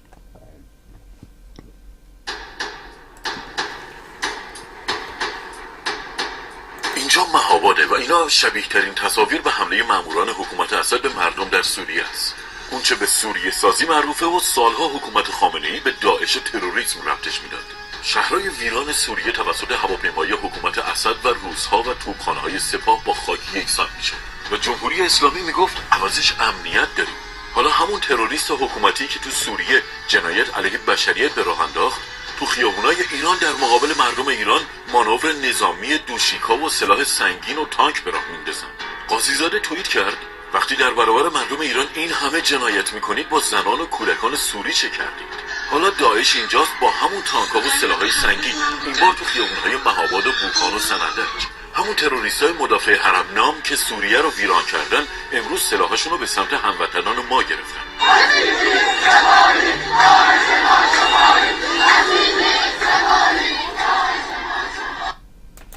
من 15 سال پیش حدوداً در یک کنفرانس گفتم که ایران و ولایت فقیه و روافض 100,000 بار از داعش خطرناکترند.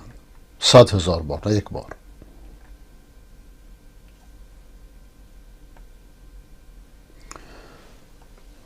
ببینید این کودک بلوچو که با یک نان چطوری خوشحال میشه و بدانید که چطوری نان این کودک و این سرزمین را چطوری درندگان و چرندگان امامت است از خمینی و خامنه‌ای گرفته تا شاگردانشون دزدیدند.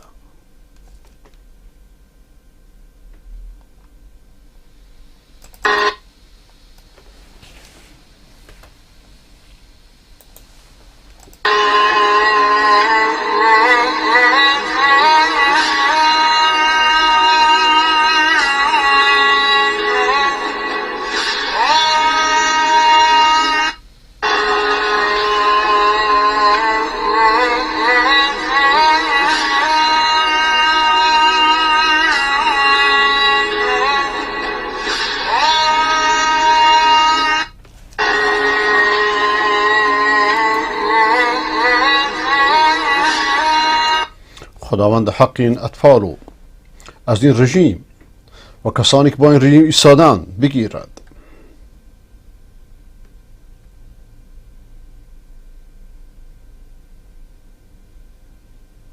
خب یک کم هماهنگتر دروغ بگید و ماستمالی کنید. وقتی مسئولاتون رو با معیارهای حوزه و تحصیلات سطح ششم انتخاب میکنید، همین میشه دیگه. یعنی چی؟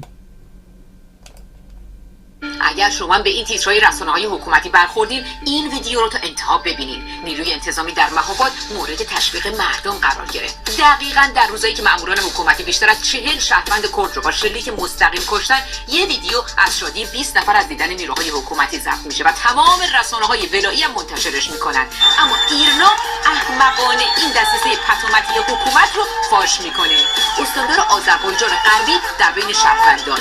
عجب، تو روزی که خود رسانه‌های حکومتی از حمله مردم به خونه‌های مزدوران یا همون جاش‌ها خبر میدن و مهابادی‌ها از قابلمه‌های خونه‌های مخبرها کلاه میسازن، استاندار آذربایجان غربی از ارومیه برای تشکر از نیروی انتظامی به منطقه جنگی مهاباد اومده. تو ویدیو تقریبا 20 نفر دیده میشه که از دیدن نیروی انتظامی سر از پا نمیشناسن. سناریوی نخنما که حتی از استقبال مردم از بشار اسد پس از بمباران شهرشون توسط ارتش خود اسدم مضحک‌تره. هشتگ خیلی بدبختی.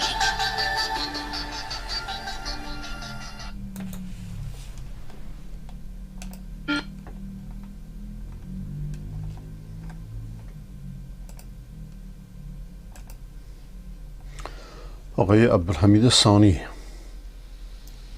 با آتش کشیدن خانه یکی از مزدوران جاش در جوانرود خونفشان توسط جوانان شورشگر و مبارز. طرف از خانه بیرون آمده و شعار میده مرگ بر خامنه‌ای که با او کاری نداشته باشند.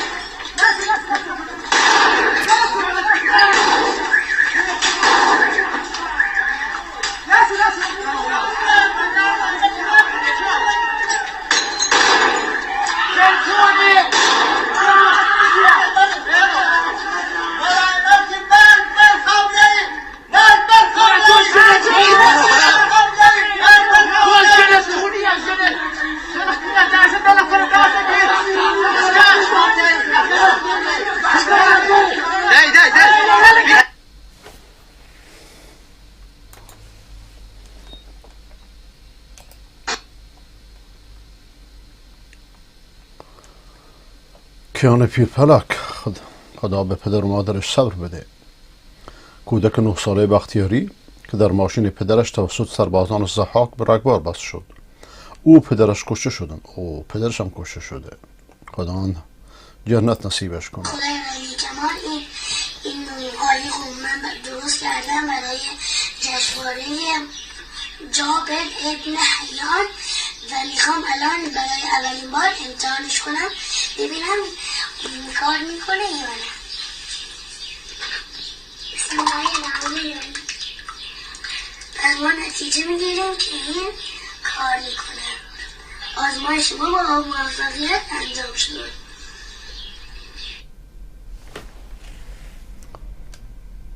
خدای ولی کمال این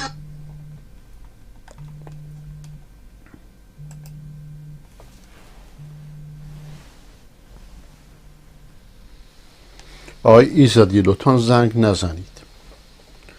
آقای ایزدی لطفا زنگ نزنید.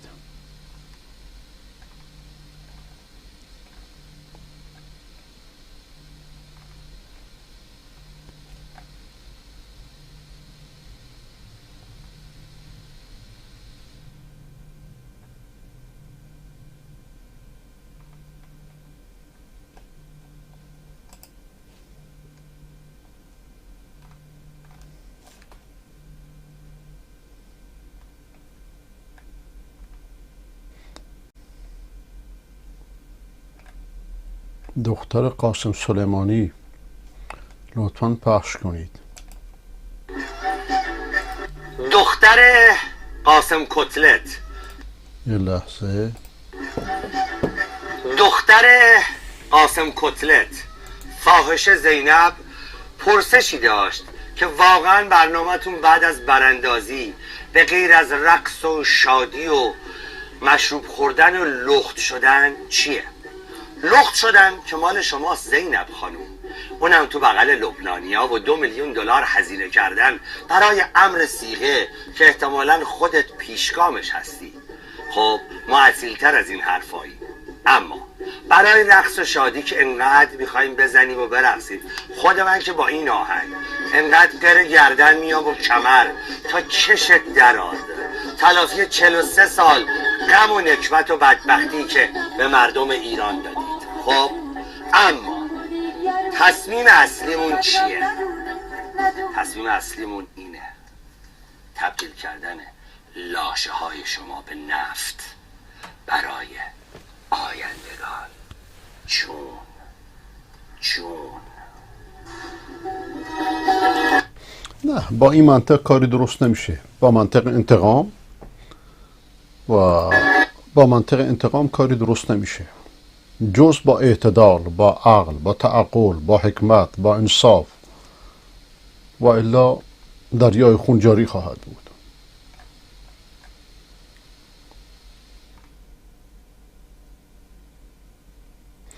شهدای زاهدان یاسر بهادرزهی، یک معلول توسط علی خامنه ای. البته این تصویر چون خیلی خون داره من نمیتونم پخشش کنم، از یوتیوب ممنوعه.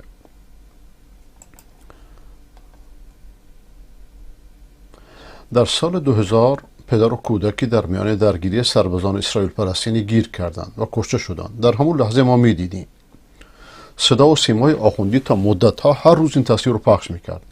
امروز کیان پیرفلک پدرش در ماشین شخصی به عمد به رگبار وصل شدن. بله، مقصود شما این تصویره.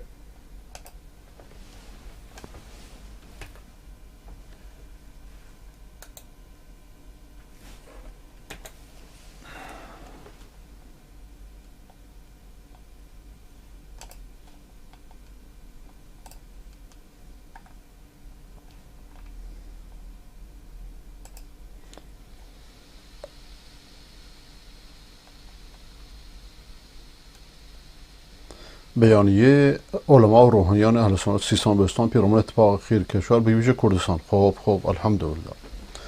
در پی اتفاقات و حادثه اخیر در کشور به ویژه در کردستان، علما، ائمه جمعه، خدا به شما خیر بده آقای ابو عطا، ائمه جمعه، مدیران و اساتید مدارس دینی اهل سنت شهرستان‌های مختلف سیستان بلوچستان با صدور بیانیه ضمن محکومیت شدید کشتار مردم بیگناه در این اتفاقات مسئولان کشور را به توقف فوری بر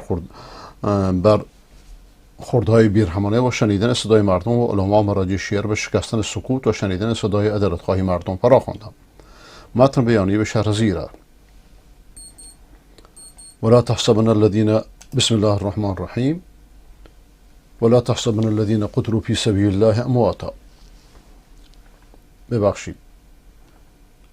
ولا تحسبن الله غافلا عما يعمل الظالمون. ابراهیم 42.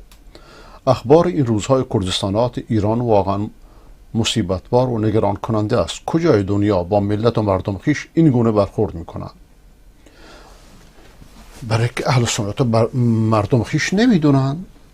حقیقت اینه بسیاری از اقوام و مذاهب به ویژه ملت کرد از بعد و انقلاب گرفتار شدیدترین تبعیض‌های قومی و فشارهای مذهبی بوده و در فقر و تنگدستی و زندگی کولبری به سر میبرند، در حالی که آن سوی مرز در کشورهای عراق و ترکیه با وجود اختلافات قومی و مذهبی عزیزان کرد در جایگاه مطلوبتری قرار دارند. آقا صدام اولین کسی بود که به کردها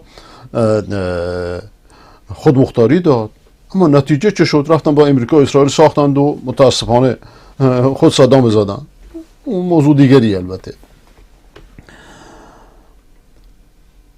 بسیاری از مناصب بزرگ دولتی مثل ریاست جمهوری، پست وزارت و مسئولیت‌های مهم دیگر را بر عهده دارند، اما این ملت مظلوم زمانی که نسبت به تبعیض، بیمهری و نابرابری اعتراض و صدای خود را بلند می‌کند، با گلوله‌های جنگی، سلاح‌های سبک و نیمه سنگین پاسخ می‌گیرد. آیا رسم برخورد با ملت معترض این گونه است؟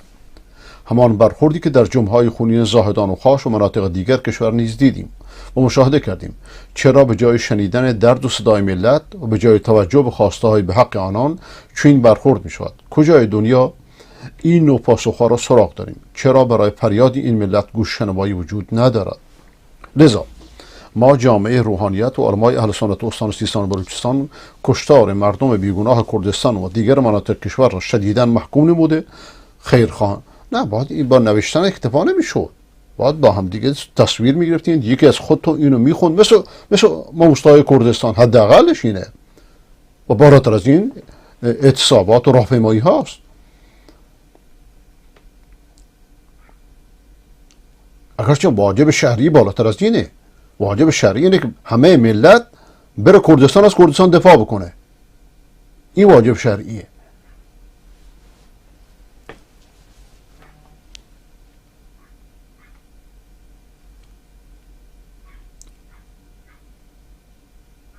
بله، و توصیه میکنیم قبل از اینکه خشم و عذاب الهی نازل شود هرچه سریعتر برخوردهای بیرحمانه متوقف، صدای مردم ایران شنیده شده و با مهر و محبت به خواستهای ملت پاسخ داده شود. از عقلا و خیرخواهان قوم به ویژه روحانیت و مراجع شیعه نیز انسان کسی عقل داشته باشه میره مرجع میشه، خودشو جای خدا مینشونه، نیز انتظار داریم سکوت خود را شکسته و صدای عدالتخواهی و ندای مردم را بشنوند و اجازه ندهند این ملت بیش از این مورد ظلم و کشتار واقع شد. السلام. علما و روحانیان اهل سنت سیستان و بلوچستان، سنی آنلاین. این بد نیست، خوبه، لیکن واجب خیلی بالاتر از اینه.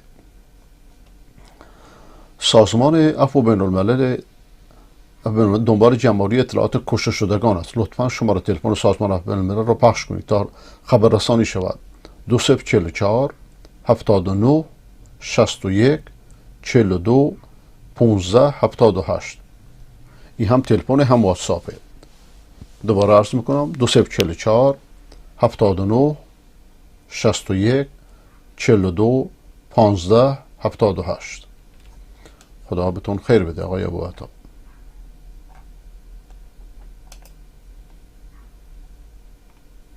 مادران شهدای زاهدان در حضور مولی عبدالحمید، اینو نشون دادیم بارها، بیش از یک بار.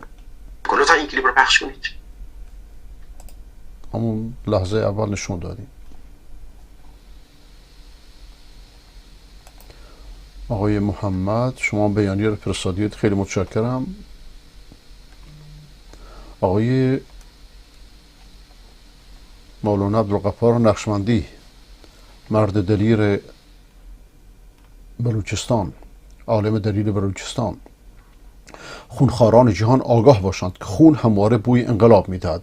خونریزی بیشتر مساوی با قیام گسترده تر. ماموران فوراً کشتار مردم شجاع کردستان را متوقف کنند و بدانند که آنها تنها نیستند. بلوچ، لور، عرب، فارس و همه ایران در کنارشان ایستاده و هرگز بی تفاوت نیستند. کردستان تنها نیست. آفرین بر شما.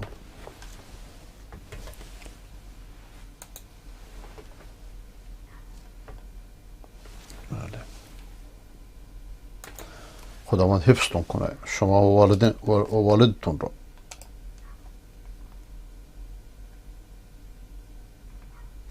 ویدیو دیگر از اعتراضات مردم زاهدان در حمایت از مردم کرد. به گزارش حالوا شامگاه امروز 1 آذر 1401 دقایقی پیش مردم زاهدان در مناطق شیرآباد، مشترک، آزادی، کریم آباد و محدوده کلانتری 15 به حمایت مردم کرد به خیابان آمدند که نیروهای نظامی اقدام به شلیک گلوله جنگی کردند. ولی کلیپش کو؟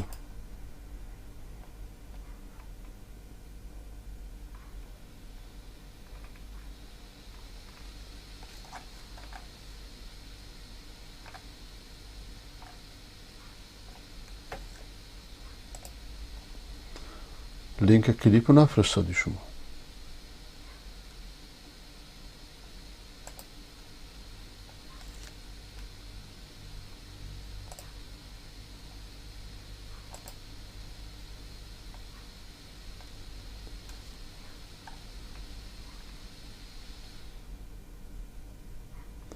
این که شما سایت فرستادی، سایت که مجبوری است کلیپ ها داره، من نمیدونم کدوم کیه.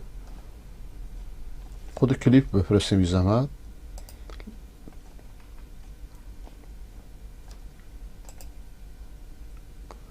بیانیه علمای کردستان مدت 6 دقیقه.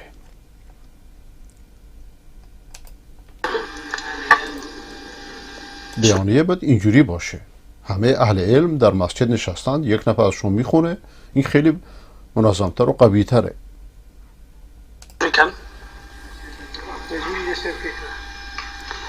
بیانیه جمعی از مامۆستایان، مدرسان و امامان جمعه و جماعت شهرهای سنندج، دهگلان و روستاهای. این 2:56 دقیقه نیست، این 2:50 ثانیه که اینو دیروز پخش کردیم. شما نوشته بود 6 دقیقه.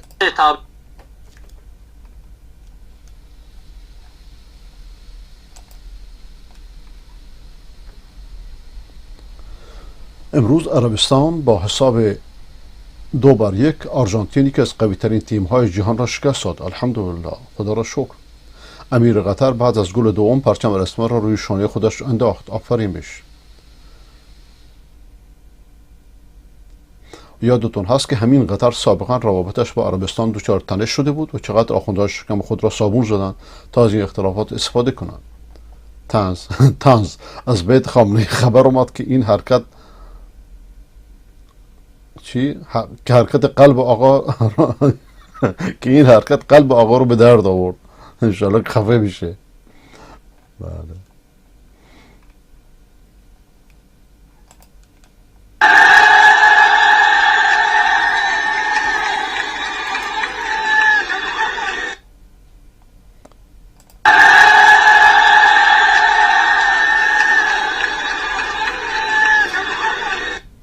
این خیلی حرفه ها. امیر یک کشور پرچم کشور دیگره ببره بالا، این خیلی حرفه. یعنی ما یکی هستیم و واقعا در فکری قطر و سعودی از هر کشور دیگه نزدیکتره. اندر عقیدتی بزرگترین مسجدشون به اسم محمد ابن عبدالوهابه، مسجد دولت، مسجد بزرگشون.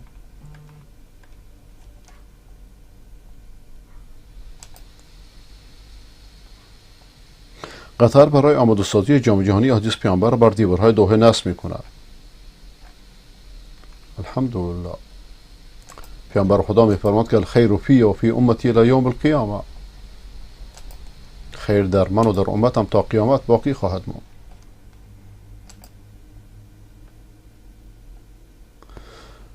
آقای دکتر جاوید، ما هم نگاه کردیم، الحمدلله تیم عربستان قوی تر شد. خدا را شکر، خدا را شکر. اونم در مقابل کانادا که قوی ترین تیمو داره. اصلا قبل از این هیچ کسی انتظار نداشت در دنیا.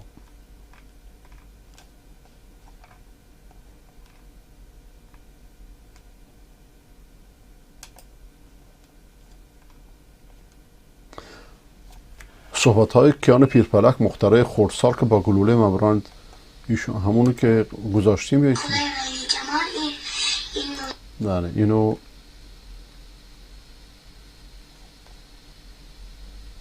کودک کشی در ایزه، کیان 10 ساله قربانی جدید یک قاتل سریالی جمهوری اسلامی.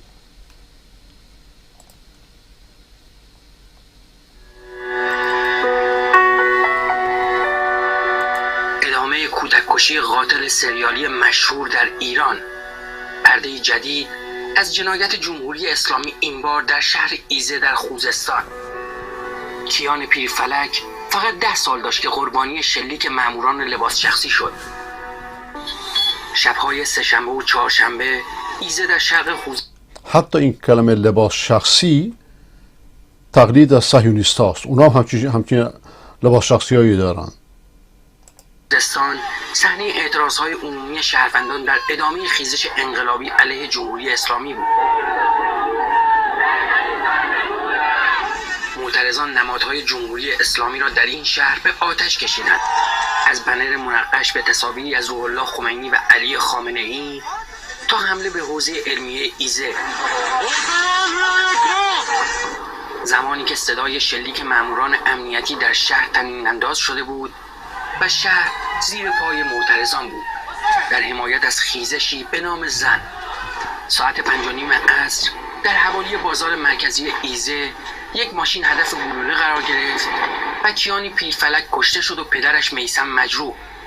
خانواده او از ترس اینکه ماموران حکومتی جسد فرزندشان را ندزدند پیکرش را به خانه بردند و از در و همسایه یخ گرفتند و روی جسد گذاشتند. جنازه بیجان و معصوم کیان پیرفلک که همراه پدرش در حال رفتن به منزل بود توسط رژیم فاسد جمهوری اسلامی مورد اصابت گلوله قرار گرفته. ماشین ایشان از 4 طرف مورد حمله قرار گرفته. این نتیجه جمهوری اسلامیه. این نتیجه جمهوری اسلامیه. واقعا این طفل معصوم حیف که چون این جمهوری اسلامی نامیده بشه که اسم اسلام باید بشه. این جمهوری نا اسلامیه. بنده حداقل 25 سال میگم جمهوری شیطانی. چه گناهی کرده که بلا رو روزش بیارین؟ مسئولین ببینین. قاتل خیلی زود به صحنه جرم بازگشت.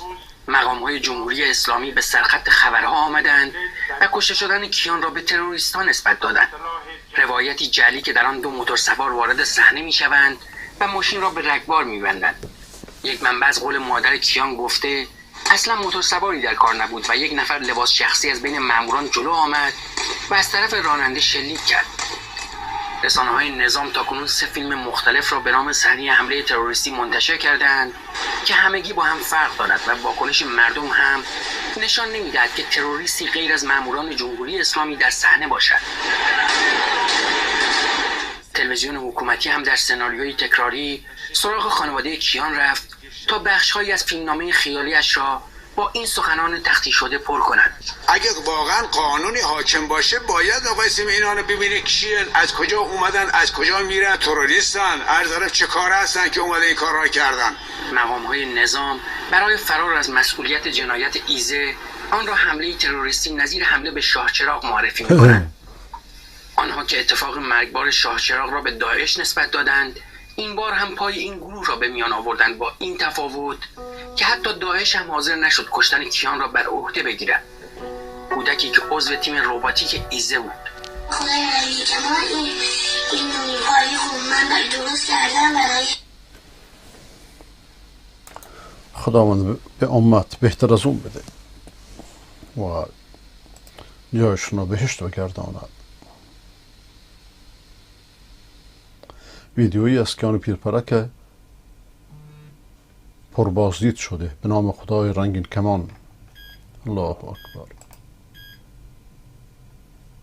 خدای رنگین کمان این نویهای خوب من درست کردم برای جشنواره جابر ابن حیان و میخوام الان برای اولین بار امتحانش کنم ببینم کار میکنه یا نه.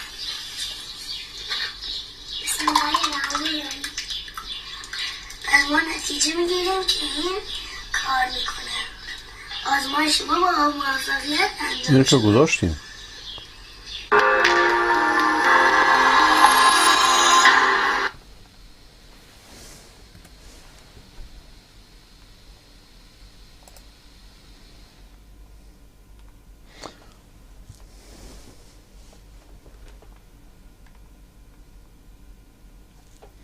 قابل توجه شیعیانی که به خاطر مذهب تشیع هنوز در کنار خامنه ایستاده‌اند و در صف براندازان نمی‌ایستند.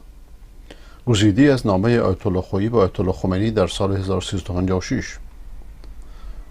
بله، من این نامه رو خوندم. یعنی نامه واقع گرایی هست لیکن هیچ اصلاحی درش نیست. هیچ اصلاح دینی درش نیست. دقت می‌کنی؟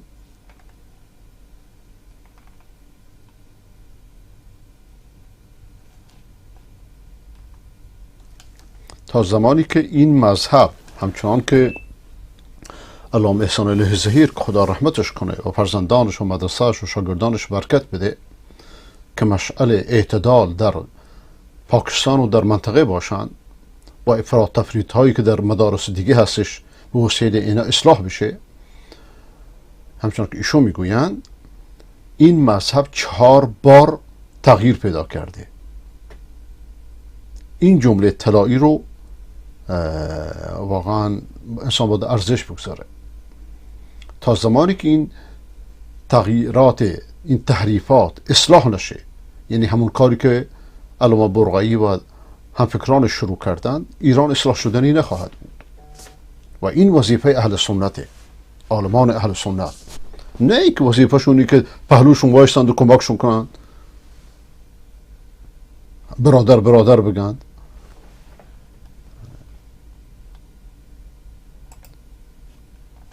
آقای موحد سرحد، عکس از کلاس درس شیخ البانی، خدا رحمتش کنه.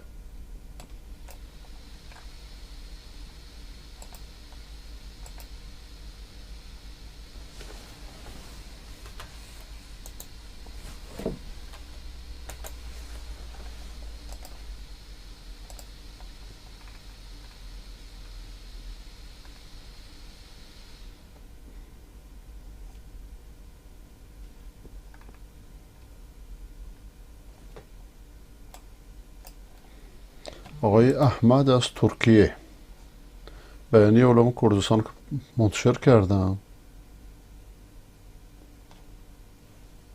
رصد بلوچستان، ببینیم رصد چه حرفی داره.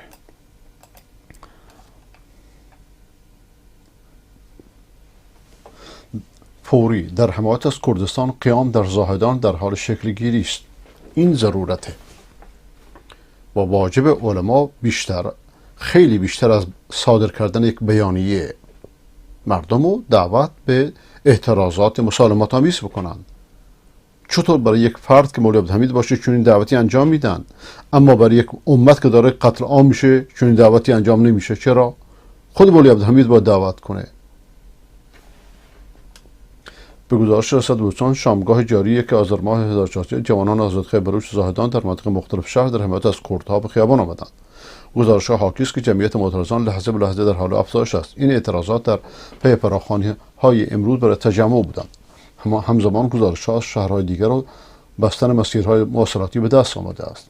خب ببینیم الان ویدیویی که شما فرستادید. آذر 1401 خیزش مردم شوروی برای یاری مردم کردستان.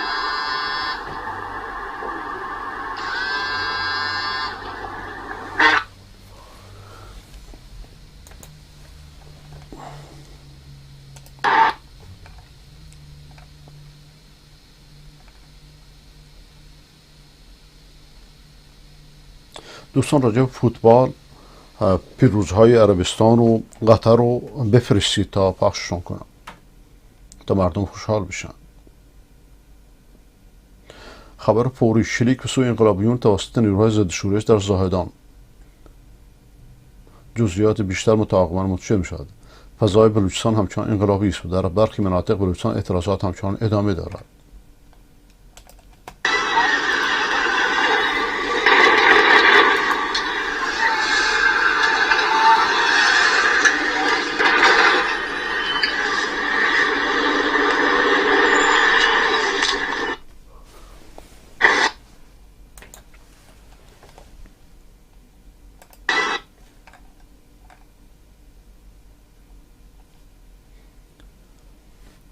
کردستان، ویدیویی از اعتصاب کامل کسبه و بازاریان در شهر بانه. بله خب این که همه جا میاد. ایجاد راهبندان و بستن خیابانها در حمایت از ملت غیور کرد توسط آزادخوان بلوچ در آشار. سه‌شنبه 1 آذر فلان آزادخوان بلوچ در شهر آشار شهرستان مگس جاده و خیابان‌های این شهر در حمایت از ملت غیر آزاد کرد بستند. این انقلاب تا روز آزادی و سرنگونی حکومت خامنه‌ای ادامه خواهد داشت و اتحاد همبستگی ملیت‌های تحت ستم جغرافیایی ایران را سرعت خواهد بخشید.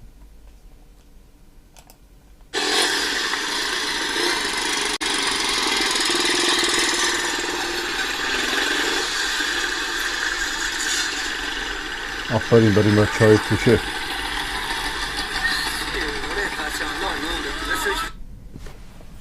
آفرین برای نوجوانان.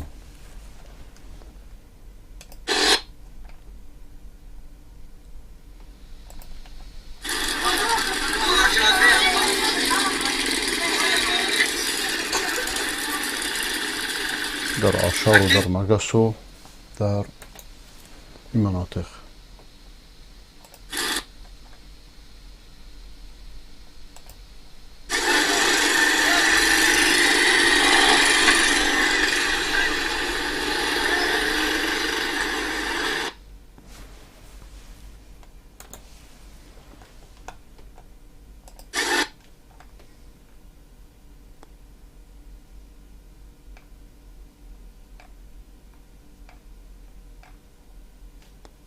بر ایوان در اتصاب کامل است. بله. پیام بهمن بلوچ به ملت غیور و کرد و همه مردم ایران.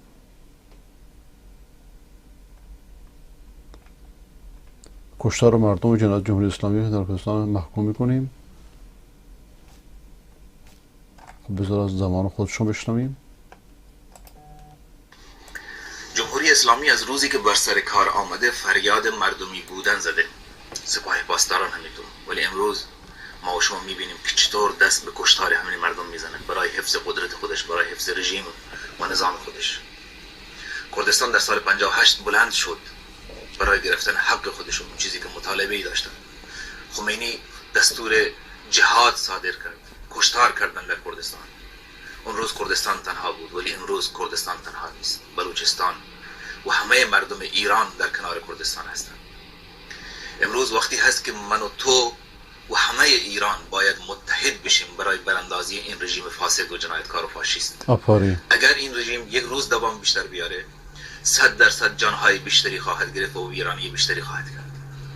انتظار میره از شهرهای بزرگ مانند تهران، مشهد، شیراز، اصفهان، یزد، کرمان و همه شهرهای بزرگ که قیام بکنند و چنان سرگردان و سردرگم بکنه رژیم جمهوری اسلامی رو که نتونه در جاهای دیگر مانند کردستان و بلوچستان دست به کشتار بزنه. ملت بلوچ در کنار ملت کرد ایستاده، جی بلوچستان، بیجی کردستان، و ما با تمام قدرت خودمون سعی خواهیم کرد که در میدان بیاییم و رژیم رو در بلوچستان در این قسمت زمینگیر بکنیم و امید داریم که کل دنیا در کنار ما و شما برای براندازی این رژیم قرار بگیره. دنیا حمایت خودش رو اعلان کرده، فقط کافی است که ما و شما کمی بیشتر همت کنیم. آفرین. آزادی بهایی داره که مجبور به پرداخت اون بها هستیم. آفرین. ولی هر چه زودتر اگر ما به آزادی برسیم، تلفات ما کمتر خواهد شد. به این خاطر از مردم تهران و همه شهرها در این شرایط وقت نشستن و فکر کردن و دنبال منافع خود بودن نیست. ما باید به آزادی و پیروزی فکر کنیم. آمدن تهران و تسخیر لانه شیطان بیت رهبری بیت عنکبوت خامنه‌ای بسیار مهم است. همه در میدان خواهیم بود تا براندازی رژیم فاسد و جنایتکار آخوندی و از بین بردن و انداختن این رژیم در زبالدان تاریخ. آفرین بر شما. و کاش که چنین بیانیه‌ای رو اهل علم می‌دادند. اگر مولوی عبدالحمید نصیحت منو بشنوه که نمیشنوه، الان وقتشه که بره کوه، این سلاح‌های بسیجی که ازش محافظت میکنه به اندازه دور از کوه اعلامیه بده تا خودشون ترورش نکنند، بعد بگن داعش ترورش کرده. اولین کسی که این حرف زد بنده بودم در تلویزیون عربی. به مسیر به سرنوشت دکتر بوطی دچار نشه. پیام اسماء بلوچ برای دعوت ملت بلوچ برای اعتصاب روز شنبه 1 آذر. خب این که امروز که شده. کردستان چشم بلوچستان دوخته است. جوانان پرده روز امتحان است. این دیروز شما حتما پیام دادی که پخش کردم.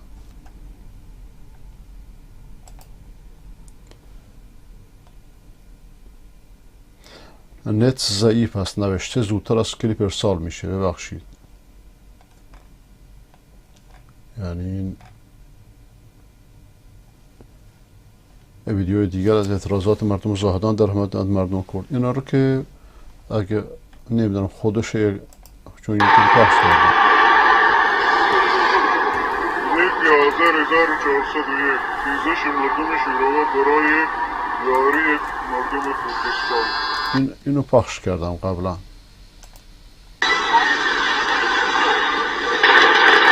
اینو پخش کردم.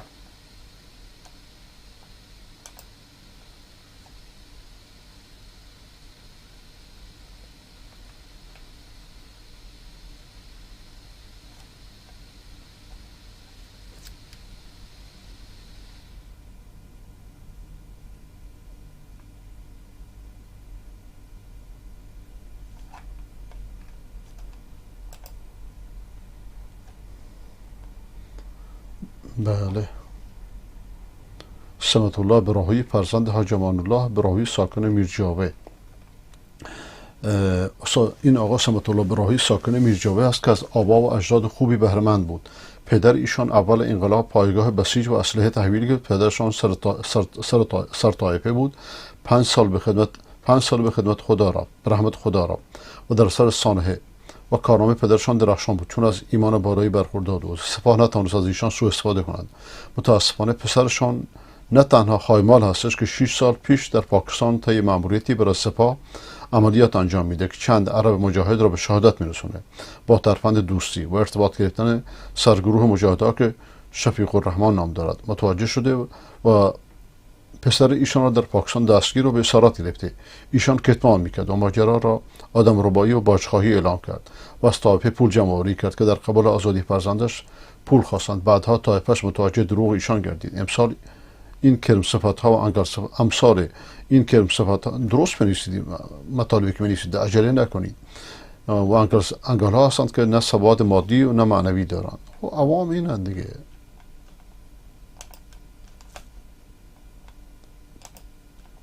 تا خود دوره ما سالن که رابر است دیگه ما تا آخر ایستادیم کنار انقلاب خودمون. خواهی مال بله.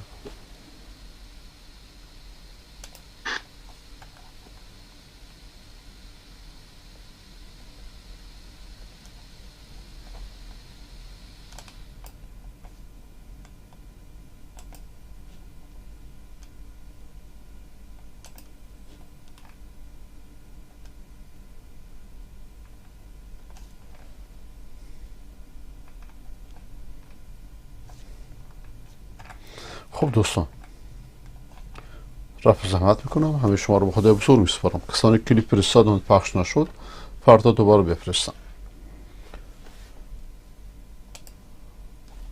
خداوند یار و یاورتون باشه. خداوند کردستان رو پیروز کنه، خامنه ای رو رسوا و نابود کنه، ملت ایران رو پیروز کنه، ملت ایران رو متحد کنه، متفق کنه بیش از پیش، همچنان که الان هستن و این تارپود عنکبوتی خرافیان امام تراش و سر ایران برداره. و السلام علیکم و رحمت الله و برکاته. محبوبی نماند خالق